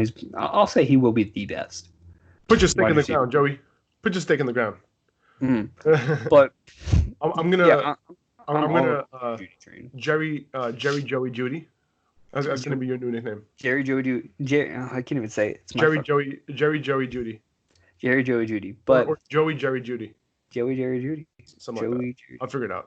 I'm all on board on the Jeudy train, and I think there's a world where Jeudy is the wide receiver 1 of this team, and we talk about having good route running ability helps translate to the NFL like so much. It helps. It creates such a smooth transition. We could see Jerry Jeudy having year 1 value. And the fact that he might line up in the slot Yeah. gives him even more of a chance to be productive in year 1. Yeah, and I mean, I think Cortland Sutton's still going to have those big games, and the talent alone merits. Like Cortland Sutton's, he's not some guy in the background. Like he's a Exactly. talented wide receiver as well. So I have him at a low wide receiver 2 value, and depending on where you can get him, he could be a good value. It's just when I'm drafting and I see Cortland Sutton on the board, I see Devontae Parker, I see Keenan Allen, Yes. I see Stephon Diggs. I'm picking Sutton last out of that group. Exactly. I'm totally with you. I don't see a scenario where I pick him over those guys. 100%. And it's tough. Like this, I think both of us are having a hard time evaluating Sutton and his value. And the reason why it's tough is because like I like Sutton a lot. Like, you know what I'm saying? He's a good wide receiver. He might be like a legit wide receiver 1 on a team. Yeah. But there's a chance that the target distribution that isn't that top heavy. And I'm not finding him on a lot of my teams. Noah Fant can take a step forward, right? He had a great year, right, as a rookie. Melvin Gordon will have some of that share. Jerry Judy's going to have some of that. KJ Hamler, honestly, is underrated. Probably would be on the Second outside. rounder. Yeah, he probably will be on the outside potentially if he can ramp up, but I wouldn't be surprised if because of the limited offseason, Tim Patrick is still on the outside ahead of him. Um, and like I like Hamler. Like I think he's an underrated rookie to look out for in Dynasty, by the way. Like he broke out at 19. Like he's a guy that I would look at. If Drew Lock, is the truth, like if he comes out and like, over the next couple of years he becomes a good quarterback, I think there's a good chance that KJ Hamler has a fantasy relevant career. And this wide receiver trio can become something. You know what I'm saying? Like it's very possible. But anyway, back to Sutton. I think, if you have a second year jump from Drew Lock, you that's kind of what you're depending on for Sutton to take a step forward. He played like I think Drew Lock played well, but we need to know that he's going to lock in on Sutton, and I'm not sure Ah, if we know that. puns. I didn't get it. Did I do something there? He said lock in on Sutton. Dude, I love it. Good stuff, man. That's why I keep you around, bro. You did it. Um, What? I did it, but You I did it, did but I had no it. idea. Good stuff. Sutton didn't have any double-digit target games until Locke was the guy, though. Right? That's the interesting thing. Like he averaged 9.3 targets in the last 3 games. His production was down, but the targets were there. And that was only with Fant averaging slightly more than 2 targets per game. Right? So like I don't think that's I gonna think change Fant a little got bit. hurt in that span too. Yeah, and I think that's going to change, right? Fant isn't going to get just 2 targets a game, Yeah. right? That's not what they got him for. Sutton's being taken late fifth, so if guys like you said, McLaurin, Keenan Allen, if they're gone, like he's an option because that's a bit of a no man's land for me. But like I like a guy like DeAndre Swift, right, might be available there. Like, and I look at his upside, I'd rather even take DeAndre Swift maybe like over Courtland Sutton, you know. Just because of the upside and the fact that like I'd rather take a running back at that spot. So I don't know. I'm not gonna have a lot of Sutton on my teams this year. It's just even though the value is like later, it just comes to a point where like, why would we pick Sutton if you could wait a round or two later and get our guy who Michael now we get to Gallup. talk about, Michael Gallup. So we've been waiting to talk about this guy. You can get Michael Gallup in the 7th round. I got him as my wide receiver 3 in the Throne League. Um, potential huge value in that range. So who was the true wide receiver 1 in Dallas last year? When you look at who had more targets per game, it was Gallup, right? And look at, he had over 1,100 yards last year, which a lot of people don't know. Gallup was dealt with injuries just as Cooper did. He missed a couple games and he fell a little short in the touchdown department, but overall he was a reliable week-to-week wide receiver, and he put up wide receiver 2 numbers towards the end of the year. And I know there's all this talk about CeeDee Lamb coming in, but look, without preseason, you have to downgrade all these rookies, right? We have to downgrade all these rookies without a preseason, without much of an offseason program. So I don't think CD is going to come in year 1 and demand all that much. I think it's still going to be Cooper and Gallup as those 1 and 2. And there's 166 vacated targets for Blake Jarwin and CD to share. And Jarwin had some targets last year, so even if 100 of those targets go to CD, like there's still plenty for all of these wide receivers to thrive on the team. And so I think Gallup easily can be wide receiver 2, high wide receiver 2 value. He could be, the 7th round. It's not like a sexy pick. You're not like, oh, I'm gonna take Gallup here. Like, oh, I'm excited. Just drafted CeeDee Lamb. This is great. But like For me, that's sexy. That's talented. Drafting Gallup, I feel sexy. So sexy. So sexy. My girlfriend's in the other room and be like, "What are you talking about? Sexy? Who are you talking about? Jake from State Farm. Jake from State Farm. There it is. Faraz from Upper Hand.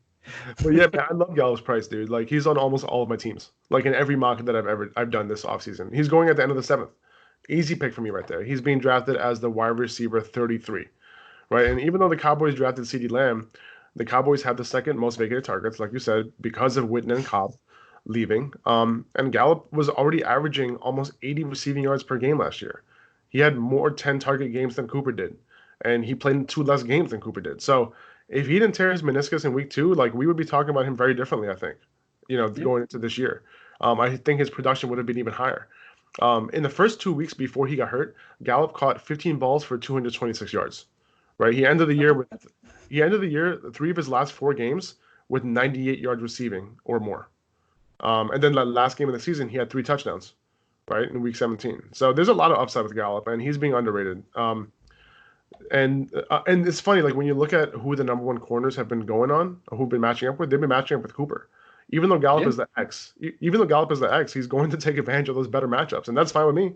Like take like those corners, go on Cooper, lock him up, and then Gallup will be running free.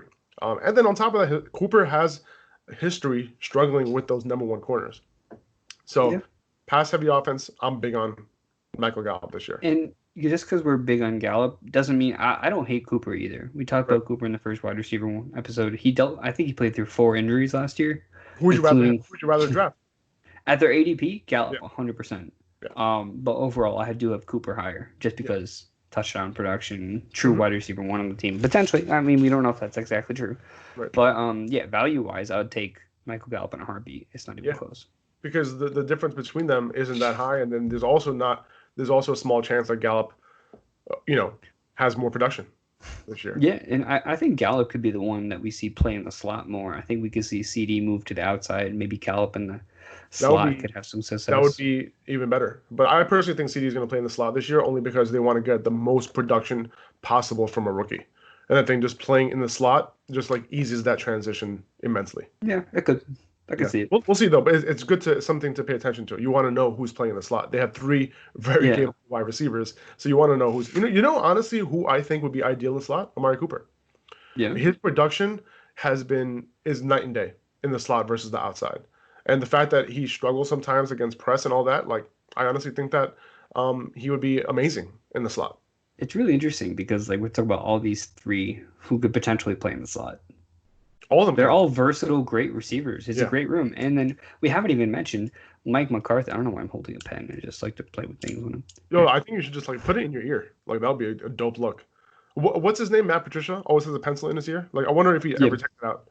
the beard is getting close to that. My stomach's also getting close to that too. But so my stomach's also getting close to Mike McCarthy, who is going to potentially call more passing plays this year as Yeah. well. I mean, that's something that they wanted to do last year. I think he still had under 600 pass attempts, if I'm not mistaken. So I think that He's a, number can definitely he's rise. definitely a guy who likes to pass the ball. He's a guy who basically runs in 11 personnel, through wide receivers sets. So I'm all about that life, and I'm also all about Zeke running. Having less. He's not going to be able to see a lot of stacked boxes this year, which is great. So just a note on that side note. Absolutely. So, just to get caught up of where we are, I've moved my list around a little bit, but Gallup was 25.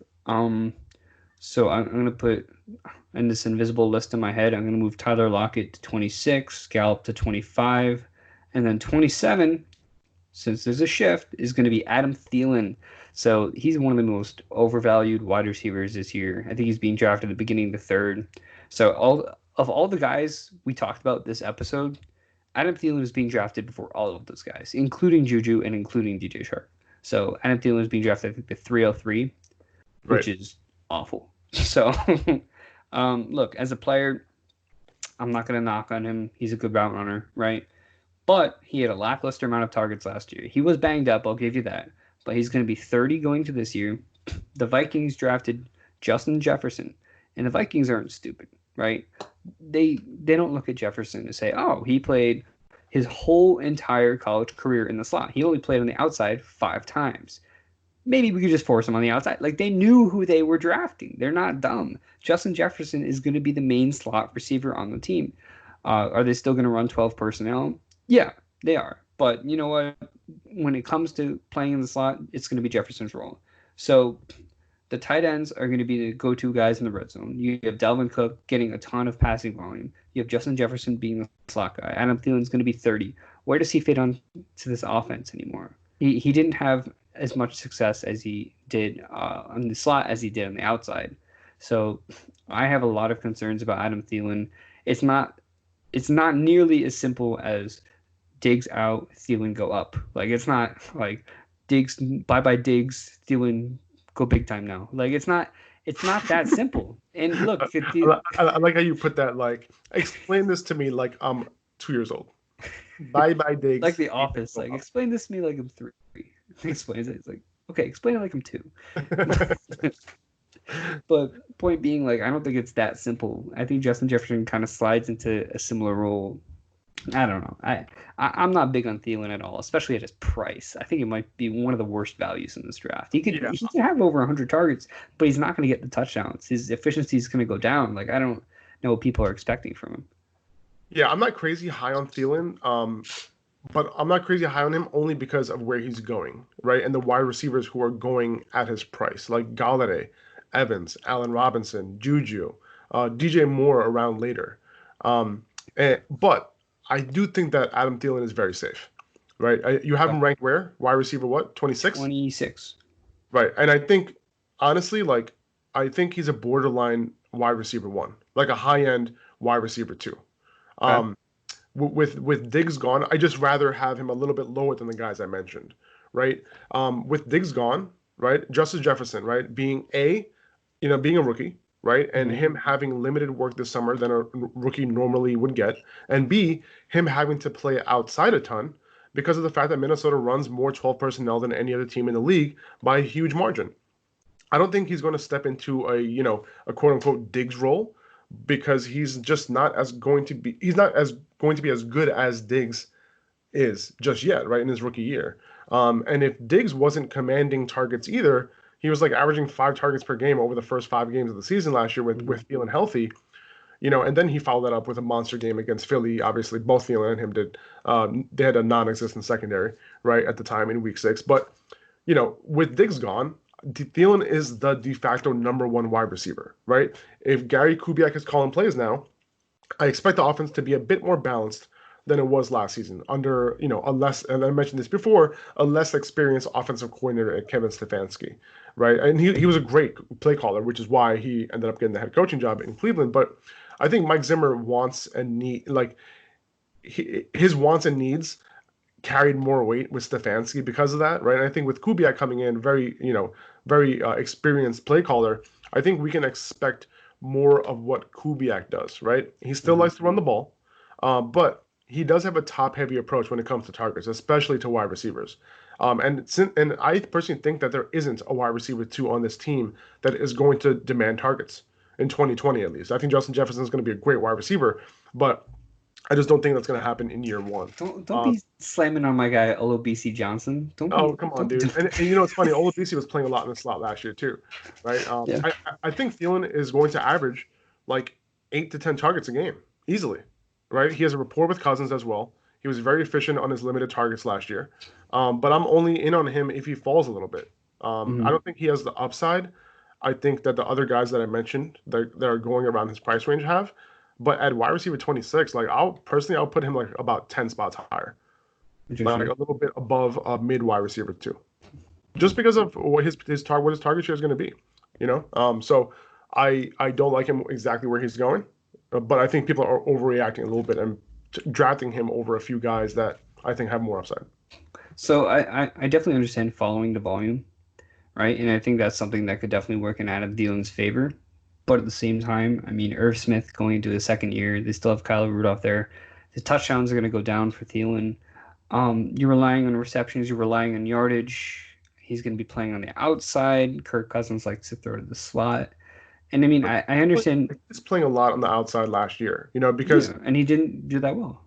well, he didn't have that many targets though, and I think on the targets that he's had, he was very efficient, right? Especially in the beginning of the year when neither of these guys were getting a huge target volume, and Hmm. when both these guys were on the field at the same time in the beginning of the year, it was all Thielen. Like Thielen was the guy getting those touchdowns, and Thielen was the guy getting the throws that resulted in fantasy points, and Diggs wasn't. Diggs was almost useless, almost unstartable in the beginning part of the year until that Eagles game.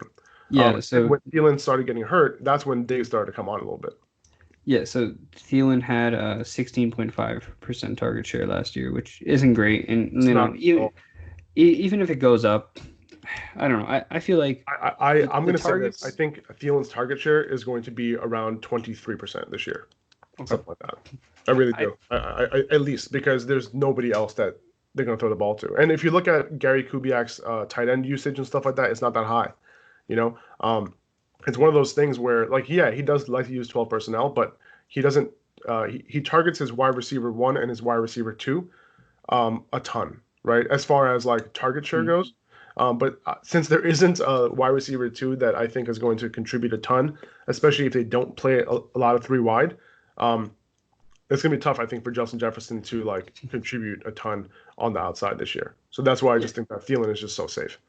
and having a 23% target share, it's not that hard to do. These are some guys who had over 23% target share last year. Mike Evans, Jameson Crowder, Robert Woods, Tyler Boyd, Christian Kirk. Um, interesting. And John Brown. I don't know if I said that. I think I Yeah. said that. So I don't think it's too hard for him to have that type of target share. Yeah. I guess it's just like the volume works in his favor, but almost everything else doesn't. Like the volume is going to go his way, but the red zone stuff, I feel like that's going to go to the tight ends. Dalvin Cook's going to be very involved in the passing game as well. Um, not going to get much opportunity in the slot. But I definitely understand following the volume. And he's turning 32, which is when wide receivers usually tend to drop off a little bit. He's going to go against number one corners.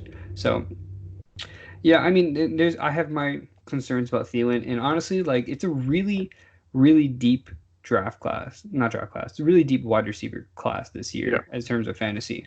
So, I mean, like, OBJ, Terry, DK, Keenan Allen, Parker, Sutton, Gallup. yep, And like if I could break these into tiers, I would probably put Adam Thielen at the tail end of like that tier. But these would all just be one giant tier because all these players are so similar to each other. So the right. difference for me between my wide receiver 18 and my wide receiver 26 is not that big at all. Yeah, So having Thielen at 26 is more of a personal preference, more of liking the upside plays and not liking his value. So rankings are like rankings are different. I feel like for every it's tricky. person Yeah, is tricky. So it's a matter of the value, how much you like that player, where you think they're going to finish. So, and my personal preference, I have Adam Thielen lower than a lot of other people, but even then, it's not a huge difference at the end. So we're approaching an hour and 30 minutes.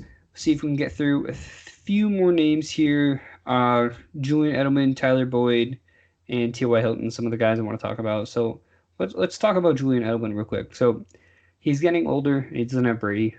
Um, two red flags. I think he's like 33 now. yeah. Obviously, two red flags there. But when you look at who He's Cam turning. and By the way, he's turning 34 soon. 34 is him. Yep. There you He's go. gonna be So, 34 when the season starts. but when you look at this team and you look at like a new quarterback coming in, Cam, who is he going to rely on? Is it going to be James White? Sure, he'll get his share. Is it going to be N'Keal Harry? I don't think he's going to rely on a guy like N'Keal Harry. I think N'Keal Harry can have a lot of success, but he's not going to rely on him. And then Mohamed Sanu, maybe. I mean, but Julian Edelman is the guy who really sticks out as like another guy. I think Julian Edelman had like 140 targets last year. He was like maybe even higher. He had 153 targets last year. Yeah, he was And fourth. He tied for fourth in overall target share with Keenan Allen. exactly. So I'm sorry, not I target don't. share, overall targets, net Yeah. target. Yeah. So I don't expect that to be all that much different. I haven't seen any signs of Julian Edelman slowing down as a player. It's Right. like whatever water Tom Brady's drinking, Edelman's been drinking the same exact water I'm because they sure both. he's on the TB12 program. Hey, maybe he's on the TV pliability. He's getting it all done. But when you look at who could really become a safety blanket, that's like Julian Edelman's role. He's going to be in the slot, and he's going to have those mismatches. Age concern, not having Brady concern, but I think he's, and by the way, I do think it's going to be Cam that's starting. I don't think it's going to be Jared Stidham. I don't believe in that at all. That Jared Stidham is going to have any chance to be the starter unless Cam gets hurt. But I am a even lot if it more was Stidham, confident. I am a lot more confident in Julian Edelman now that Cam is in town. yeah, and honestly, even if it was Stidham, I think they'd have no problem with Edelman being the go-to guy still. Yeah, he will be the go-to guy if he's healthy, right? Like Cam's not the most accurate quarterback, but it doesn't that matter that much with Edelman. Like he's running a majority of his routes from the slot. Yeah.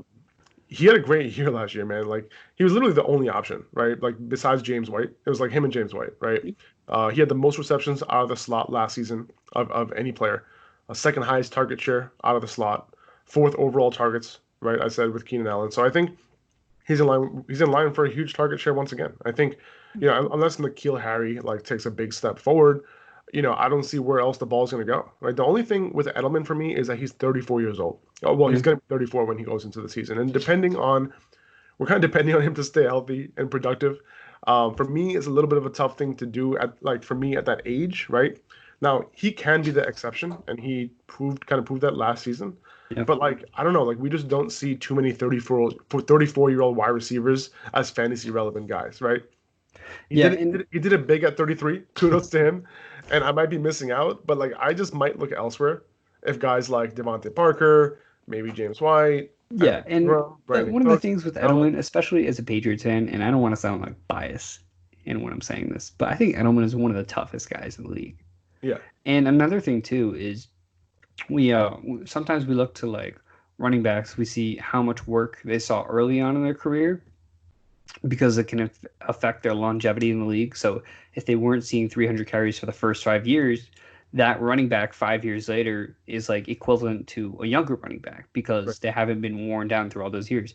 Edelman's kind of in a similar situation between, I mean, he joined the team in I think it was like 2008, 2009, but he wasn't really involved in the offense till like 2013, 14, 15. Right. Because of Wes So Welker and the other slot guys that they have. yeah, so he was kind of in the background for quite some time, and even when he's been on the field, he's still playing at a high level. I always think back to that Seattle game where I think I bring this up like every podcast. It's like one of those things that I always bring up. But he took that hit from Cam Chancellor. He got hit dead on, and then he stayed up and kept going. And it was one of the most impressive plays I've seen out of a wide receiver next to his catch in the Atlanta Falcons Super Bowl, where we all know the infamous like picking it up, not even like keeping it this far away from the ground. But point being, Edelman is a very, very talented wide receiver. And then you look at a guy like Jared Cook, who's kind of in the background for, he had some good years in the early part of his career, but Jared Cook's 33. He had one of his best years in the NFL last year. So it's not impossible for these guys to perform. It's not likely, and we haven't seen it all that much. I mean, Larry Fitzgerald, 34, 35, but Larry Fitzgerald is putting up wide receiver 2 numbers in the beginning of But last year as well. see, that's the thing. Like these guys are the exception, right? Like Yeah, when the you exception. see like one guy do it, Larry Fitz. Like Yeah, it's but hard to even like extrapolate that to like. But like I agree with you that he's that type of guy. he's that type of guy, and he hasn't seen that early work. I don't know. In the slot, there's still not too many options there. If Antonio Brown signed back with the team, or if they went out and got like one of the top tight ends available, I'd be a little less, a little less high on Julian Edelman. But I think in PPR, he can still be a fantastic wide receiver 3. Like he's one of those guys in the 6th, 7th round where Dude, like if you're if he looking for a vibe. plays, like Yeah, honestly, I think he'll be a like if he's healthy and he plays, I think he'll be a borderline wide receiver 1 in PPR. that's a flip.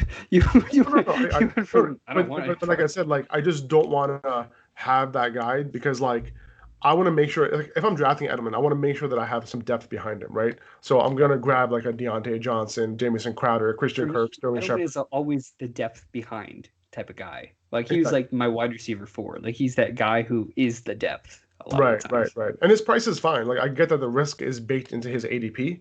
It's just like for me to like invest in a 34-year-old wide receiver, you know what I'm saying, and like have to kind of if I have to depend on that, that would kind of suck. But if Mhm. he's playing, like if he's healthy, the thing is like if he's gonna get like 8, 9, 10 targets a game, Yeah. then it's very hard to not be a PPR wide receiver 1. Yep.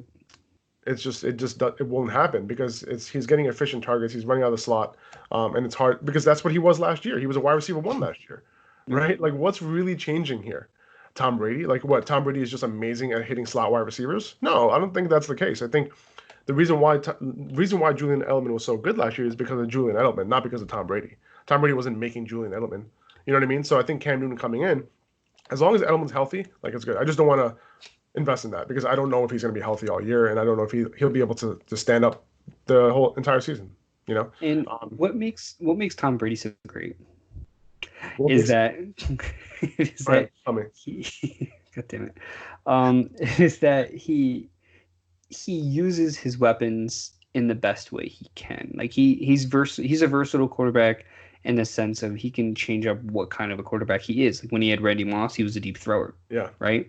When he had Wes Welker, he would target the slot. When he had Gronk, he was all about the tight ends. When he has Edelman, he's all about Edelman. Like it's about the personnel he has, which is why when you look at his scenario in Tampa Bay, I mean, he has some deep threats. He has some guys who play all over the field.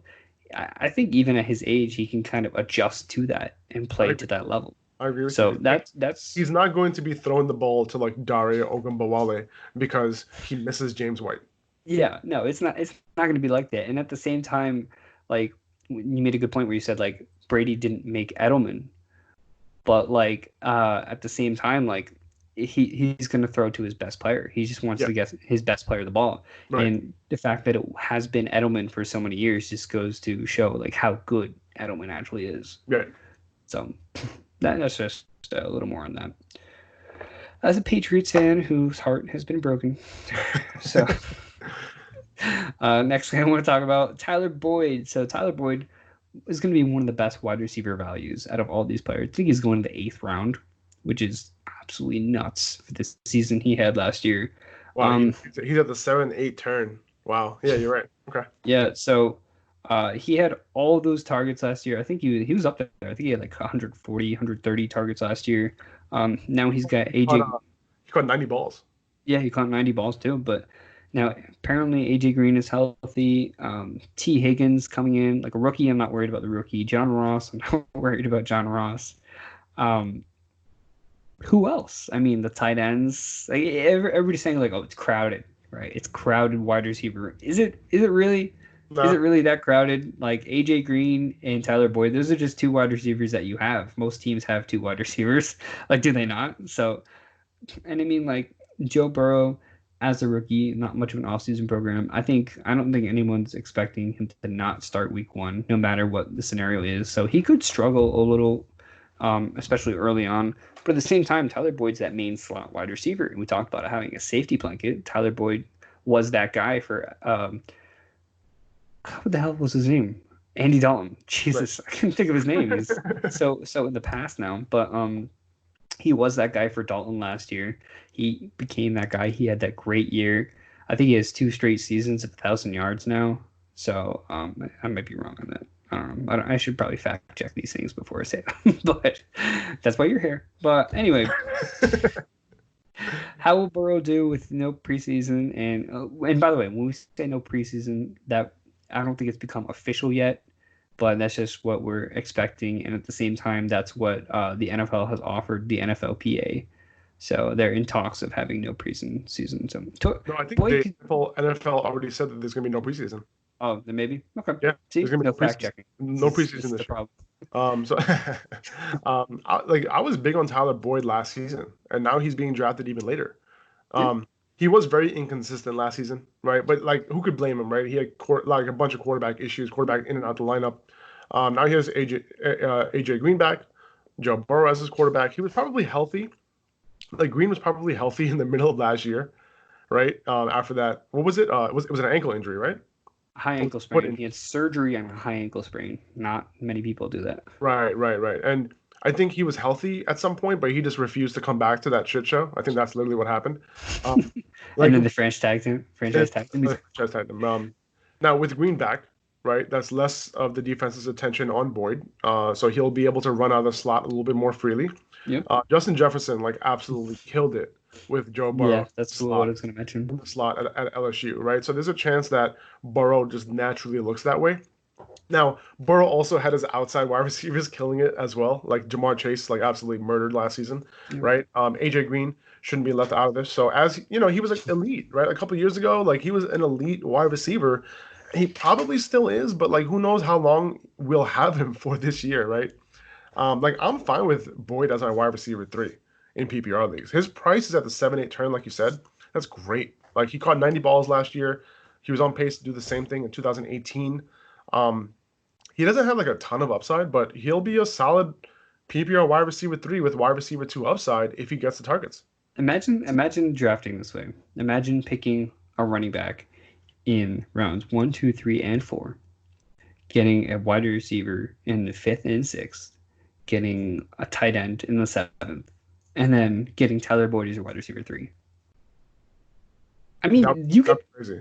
That'd be amazing. imagine like what could those top 4, you drafting running back in the first 4 rounds, what could that running back room look like? And then at the same time, we talk about all these guys available in the 5th. Let's say you get Terry, let's say you get DJ Shark, let's say you come back, maybe you grab like Hayden Hurst or whoever in the 7th, and then you finish off with Tyler Boyd as your wide receiver 3. You don't have a weak spot on that team, and it may seem overkill, especially if you're starting 2 running backs, to have 4 running backs. But in this day and age, running backs are so slim that you can find so much value. Maybe you trade for another top wide receiver, or maybe you take a wide receiver at that point.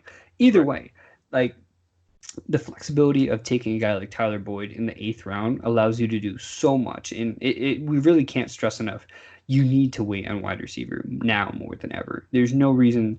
Like I get it. Like in the end of the 2nd round is like this shitty situation to where I wouldn't want to pick anyone else but maybe a tight end or a wide receiver, just because I don't like grabbing Aaron Jones or Leonard Fournette in that range. I'd rather wait until the beginning of the 3rd and pick whatever running back is available there. So in that scenario, I would pick like Chris Godwin, Kenny Galladay, or go George Kittle, Travis Kelce, that range. But overall, I don't see another reason why you wouldn't go running back in the first 3 or 4 rounds. I love Galladay at this price, by the way. Just want to say Yeah, that. me too. All right. Me too. We talked about him. I'm glad you did without me. Sad. Yeah, it's okay. All right. Who's next? All right, so 30th, I have Hilton. Some guys are going to be left out of this list. We talked about Landry. Green is going to be left out. We kind of hit on him a little bit. Like, look, if he's healthy, we can talk about this real quick. If he's healthy, maybe. I mean, if you're getting an elite wide receiver, he could be a high wide receiver too. But health is a huge concern. He's over 30 years old now, so there's concern with AJ Green. He's also his last amazing season was 2015. Right? He played a full season in 2017, but he barely had 1,000 yards. He had almost 1,100. So he's a great player, and if he's healthy, he'll be great. But at age 32, I think he's turning 32 in a week or so. So happy birthday, AJ Green. But happy birthday, you suck. He doesn't suck. Honestly, like, give me Tyler Boyd instead. Every time you think AJ Green in the 6th round or whatever, Tyler Boyd in the 8th, not even a question. Every time you're like, all right, AJ Green's gonna be healthy this year, and like he would just disappoint you over the past couple of seasons. He just went ahead and got hurt. So is Joe Burrow, and then on top of that, is Joe Burrow going to come in and light the world on fire in year 1? Maybe not. No. So yeah, that's all we have to really say about AJ Green. But let's get into T.Y. Hilton. So T.Y. Hilton is my wide receiver 30. Yeah, so I have Landry 32 because of some of the stuff we talked about before with Landry. But okay, Hilton. He's dealt with a lot of injuries in his career. I went to his player profiler just for fun, and I was like, how many injuries has T.Y. Hilton had? I mean, throughout the years. So see if I can pull that up real quick. Player, I thought I had it open already. So T.Y. Hilton, over the years, going down to the bottom, I'm talking about this. So last year he had a calf tear in week 9. He had a quadricep strain. He missed 6 games last year between those 2 injuries. 2018, pectoral strain, hamstring strain, quadricep strain. 17, groin strain. 16, back strain, hip strain, knee strain, hamstring strain. 15, calf strain, sprain, contusion, concussion, strain, ankle sprain. That's dating all the way back to 2014. It seems like he's banged up one way or another every single year of his career. And now he's 31. Who knows what kind of a toll those injuries have taken on his body. And look, Phillip Rivers, he's an upgrade from Jacoby Brissett. That's not any no questioning that. But is he guaranteed to be the wide receiver 1 on his own team? Yes. Okay. Okay. I really don't think he is. Like, who is the number 1 on his team, dude? If there was Naheem Hines, no, okay. Oh my God, dude, you do not mention Naheem Hines right now. Do not even say his name. No, I mean, talk about Naheem Hines one more time, dude. I'm out. No, but look, even with T.Y. Billy, who's challenging T.Y. Hilton for targets? Michael Pittman. Paris Campbell. Look, it's the important targets that I see. It could be the red zone targets that he could get. T.Y. Hilton, he's been a deep ball type of guy throughout his career. Not that he can't play all over the field, because he can. He can be an X receiver. Would you say that Michael Pittman has a similar skill set to Michael Williams? Yeah, I'd say so. And look at Michael Williams' usage in San Diego or LA now. I'm not drafting Mike Pittman at that level. But I'm not drafting him at that level, but the target share, I think, is more closer to Keenan Allen, Michael Williams than with T.Y. Hilton and Michael Pittman, like where Michael Pittman is a rookie still, T.Y. Hilton the established one. I don't think there's any doubt about that. I can get on board with that, but I think for me still it's more about the injuries and 100%. I'm with you. Without the rapport between Rivers and Hilton already established, especially if he is dealing with injuries. If he gets hurt early on, maybe he establishes that with Paris Campbell. Not saying Paris Campbell would necessarily take over as the wide receiver 1. I think he's kind of being slept on a little bit. He is being slept on. Point being, he could look more towards Jack Doyle. He could look more towards Naheem Hines. He could look more towards Michael Pittman in the red zone. You said it. I did say it. But point being, like, I don't trust Hilton to stay healthy at Yeah, 31 with all I those think that's injuries and I think that's the main issue for me. Like without the for me, he's the clear cut number one in the offense, right? Like I don't know what other pass catcher is going to come close to his target share. I don't think there's anyone. The issue with Hilton, don't say it. The issue with Hilton, like, is just his injuries for me. The target, he's laughing over there. The target share is going to be there for him if he's healthy, though. Before he got hurt last year, he was on pace for 96 catches and 16 touchdowns, and that was with Jacoby. The pace is when you talk about the pace and you say 16 touchdowns, you're like, all right. You should But talk that was about Tyler Higbee's 16-game pace at the end of the oh my goodness, 2,000 yards. brain explosion. And like that was with Jacoby Brissett, right? And obviously he gets an upgrade in Philip Rivers. So at least he, you know, Philip Rivers is a guy who can get him the ball, right? Similar to what he did with Keenan Allen. Like he got him the ball, right? And I can see Ty being like, what do you have him? Wide receiver 30? 30. Yep. Yeah, 30. So like I can see that because of injury, but I think he's a top 20 guy when he's healthy. And now I'm a fan of Paris Campbell, right? I'm definitely keeping an eye on him before week 1, and I think if he stays healthy, he'll be their main slot guy and can take some targets away. But I still think there's enough volume for Ty to sustain himself as the clear one on that team with Rivers. Hilton was averaging the 5th most fantasy points per game with Jacoby Brissett before he got hurt, right? And with that being said, hurt. He wasn't hurt, but he was hurt. Like Gotcha. because I think he missed the game early on, came back, and then he was hurt. Because he missed a couple games after that. So if you're hurt, you miss one game. If you're hurt, you miss a couple games. There you go. So with that being said, like, he's going in a tough spot though, and I think I might not have too much of him unless he falls, right? Like I'd rather have Shark, McLaurin, Keenan Allen. I'd rather have those guys. So he's not going to be on he probably won't be on any of my teams unless he falls significantly. Yeah, and that's I guess it's a similar situation like we talked about Cortland Sutton. Like he's surrounded by all these other guys, so I don't see why I would pick out Hilton as that guy around. Who is Hilton surrounded by? Like I don't. No. Surrounded in terms of where he's being drafted. No, Naeem Hines. He's surrounded by Naeem Hines. Jesus Christ. Naeem Hines. We're gonna talk about him next episode. So, yeah. I mean, that's gonna do it. I'm not too big on him.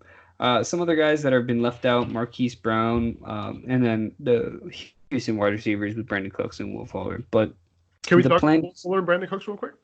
If you want to, yeah. Yeah, we could talk about them together, right? Yeah. So by the way, like, do you have them like close to the wide receiver 30 range? I have Fuller 34 and Cooks 35. Gotcha. Okay, so if Fuller, I think if he plays like 12 games, right, which is absurd for Will Fuller, if he does that, I think he'll finish ahead of Cooks, right? He played 11 games last season, 7 games the year before, 10 games before that, right? I think it's just going to be annoying to have him on my roster. Like when he plays and he finishes the game, he's going to be great, right? And if I have Fuller, like, and he starts having some good games, I'm trading his ass, right? I'm going to cut my losses, get something in return, and then maybe he'll get hurt. I don't know. But DeAndre Hopkins obviously left a shit ton of targets vacated. I think Brandon Cooks is going to be the one that assumes the number 1 role if Fuller can't stay healthy, right? Yeah. Either way, I think Cooks is in line for a ton of targets either way, right? He's not like a legit number 1 wide receiver, but like I honestly think he has a chance to rack up 130 targets this year. Brandon Cooks is my rent a receiver. Yeah, man, exactly. Like borrow him for a year, he'll do the job. Exactly. I love that. Like Cooks averaged 120 targets over the last 4 seasons before 2019, right? And that was with 3 different teams, right? Exactly. 1,000 yards each year, right? And he's turning 27 in September, so he's young, right? I think his only risk is the concussions. Otherwise, he's been available for more than 90% of his career games. And I don't think his price is that bad, honestly. He tends to drop in the 7th, sometimes closer to the 8th. And on those teams, by the way, he had competition for targets, right? Like he had Kupp, he had Woods. His main competition, I think, this year will be David Johnson, right? And I'm not convinced that Bill O'Brien even gives David Johnson the 6 targets a game that he deserves, right? So I would classify Cooks as like a high-end wide receiver 3 rather than a low-end wide receiver 3, like how you have him here. By the way, like I don't want to understate the concussion history. I think that's an issue. I think if he gets another one, like I would assume it's going to be a situation where it's like, how long does he need to sit out for? But otherwise, like I think he's a pretty good value in that offense. Yeah, so I think they both carry similar injury risk.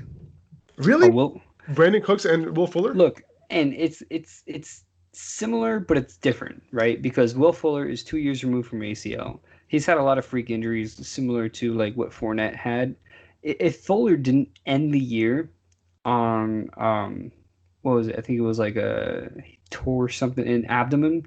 He had like Right, some he like hurt his abdomen. He tore something. If he didn't tear that, I would be Will Fuller wide receiver 2. Like I'd right. be talking about that all season because he's 2 years removed from his ACL injury. But still, Brandon Cooks, right? One concussion. He's had three in like a span of like a year or two, and Right. that's not good at all. Even if he's had some time before his last It's not concussion, good. Yeah. it's not good at all. So one concussion could bring him out for 4 5 weeks, maybe even longer, depending on how bad the concussion actually is. And then you have a guy like Will Fuller, who, I mean, at any given time could play like less than 10 games, or maybe he puts up 11 or 12. But like you said, if he puts up 10 games, then you're definitely going to like him over a guy like Cooks. Um, that being said, if I'm on the clock and I don't have a wide receiver 3, and Brandon Cooks and Will Fuller are on the board, I'm going to take Brandon Cooks because I think Brandon Cooks will still be more consistent on a week to week basis. But if I have a wide receiver 3, I'm taking Will Fuller because I want that upside of what Fuller can be. So it's Exactly. That's a great point, man. Because you're the way you're thinking about it is that if I'm going to have a wide receiver on my bench, I'd mhm. rather have more upside. Whereas if you need a wide receiver 3 to start, you're going to go a little safer. Yeah, and I mean, like, look, if Fuller plays the same amount of games as Cooks, he has that established chemistry with Deshaun Watson. There's 150 targets up for grabs. The sky's the limit. I mean, Fuller could realistically, a healthy Will Fuller could be a wide receiver 1. It's not out of the question. No, it's not. So, and then I think Brandon Cooks, if he plays 16 games, maybe he's a high wide receiver 2 at best. You Right. know what I mean? So I think the ceiling I, for Fuller makes him much more intriguing as a player. he's a better And player. Like he's more talented. You know what I'm saying? Like yeah, he can have he can have ridiculous games, ridiculous seasons if he can stay healthy.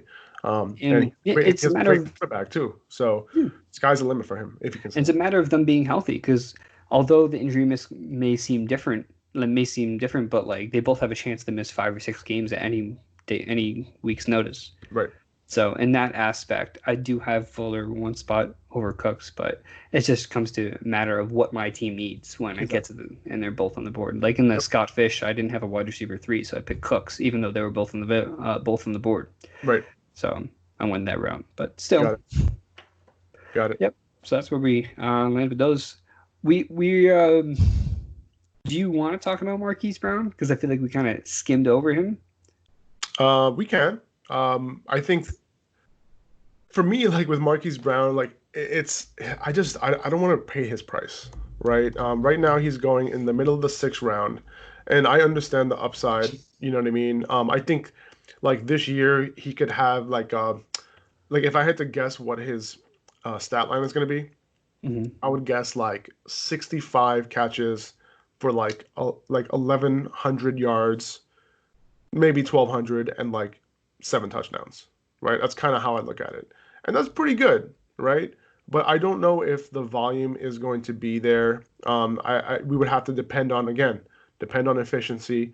And you're really like looking at him taking a huge step forward from year one to year two. He was Mm-hmm. completely banged up last year, and he actually went above expectations last year, like considering how hurt he was with the screw in his foot and all that. Um, and now he's going into this year healthy, and without that much target for competitions. I'm sorry, competition for targets. Like he could, we're we're, Losing we're shit. we're almost reaching the 2 hour mark, so like I can't talk right now. But I think that you're really doing a lot of projecting out when you're choosing him, and when you look at who's on the board, Devontae Parker's still there. Maybe Julian Edelman's still there. A Yeah. couple of running backs, upside running backs you might like. But I do think his price is going down a little bit than it was Mm-hmm. earlier in the offseason. So if his price goes down a little bit more, I might be okay taking him if I need to shoot for upside. But at the same time, that's what you're doing when you're grabbing him. You're shooting for upside. So it's a little tough for me to grab him. I haven't had him on too many of my teams only because of that. But I understand that he hardly played any snaps last year, and when he was in, he killed it. So it's going to be interesting. He has the high wide receiver 2, low wide receiver 1 upside He as a does. player. It's just even if his efficiency goes up and he plays a lot better, he's on the field more. I don't think his targets necessarily. It doesn't really move the needle that much for his targets because This is gonna be a run heavy team. He's the deep threat guy. I mean, they still have Willie Snead in the slot, Devin Duvernay, who I think is going to be a great slot receiver for them in the future.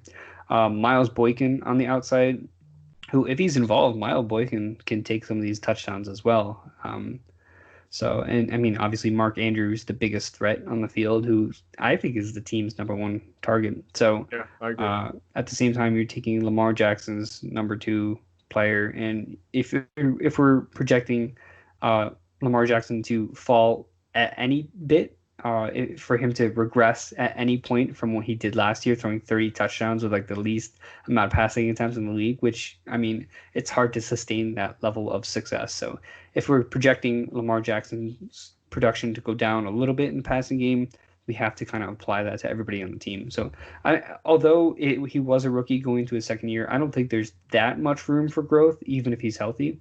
He can be more efficient with his targets and his receptions, but at the same time, I wouldn't put too much faith into him over some of the other guys that we mentioned. It's more of a preference thing. Like in the Throne League, we're at the point where we were deciding between Michael Gallup, T.Y. Hilton, and Marquise Brown.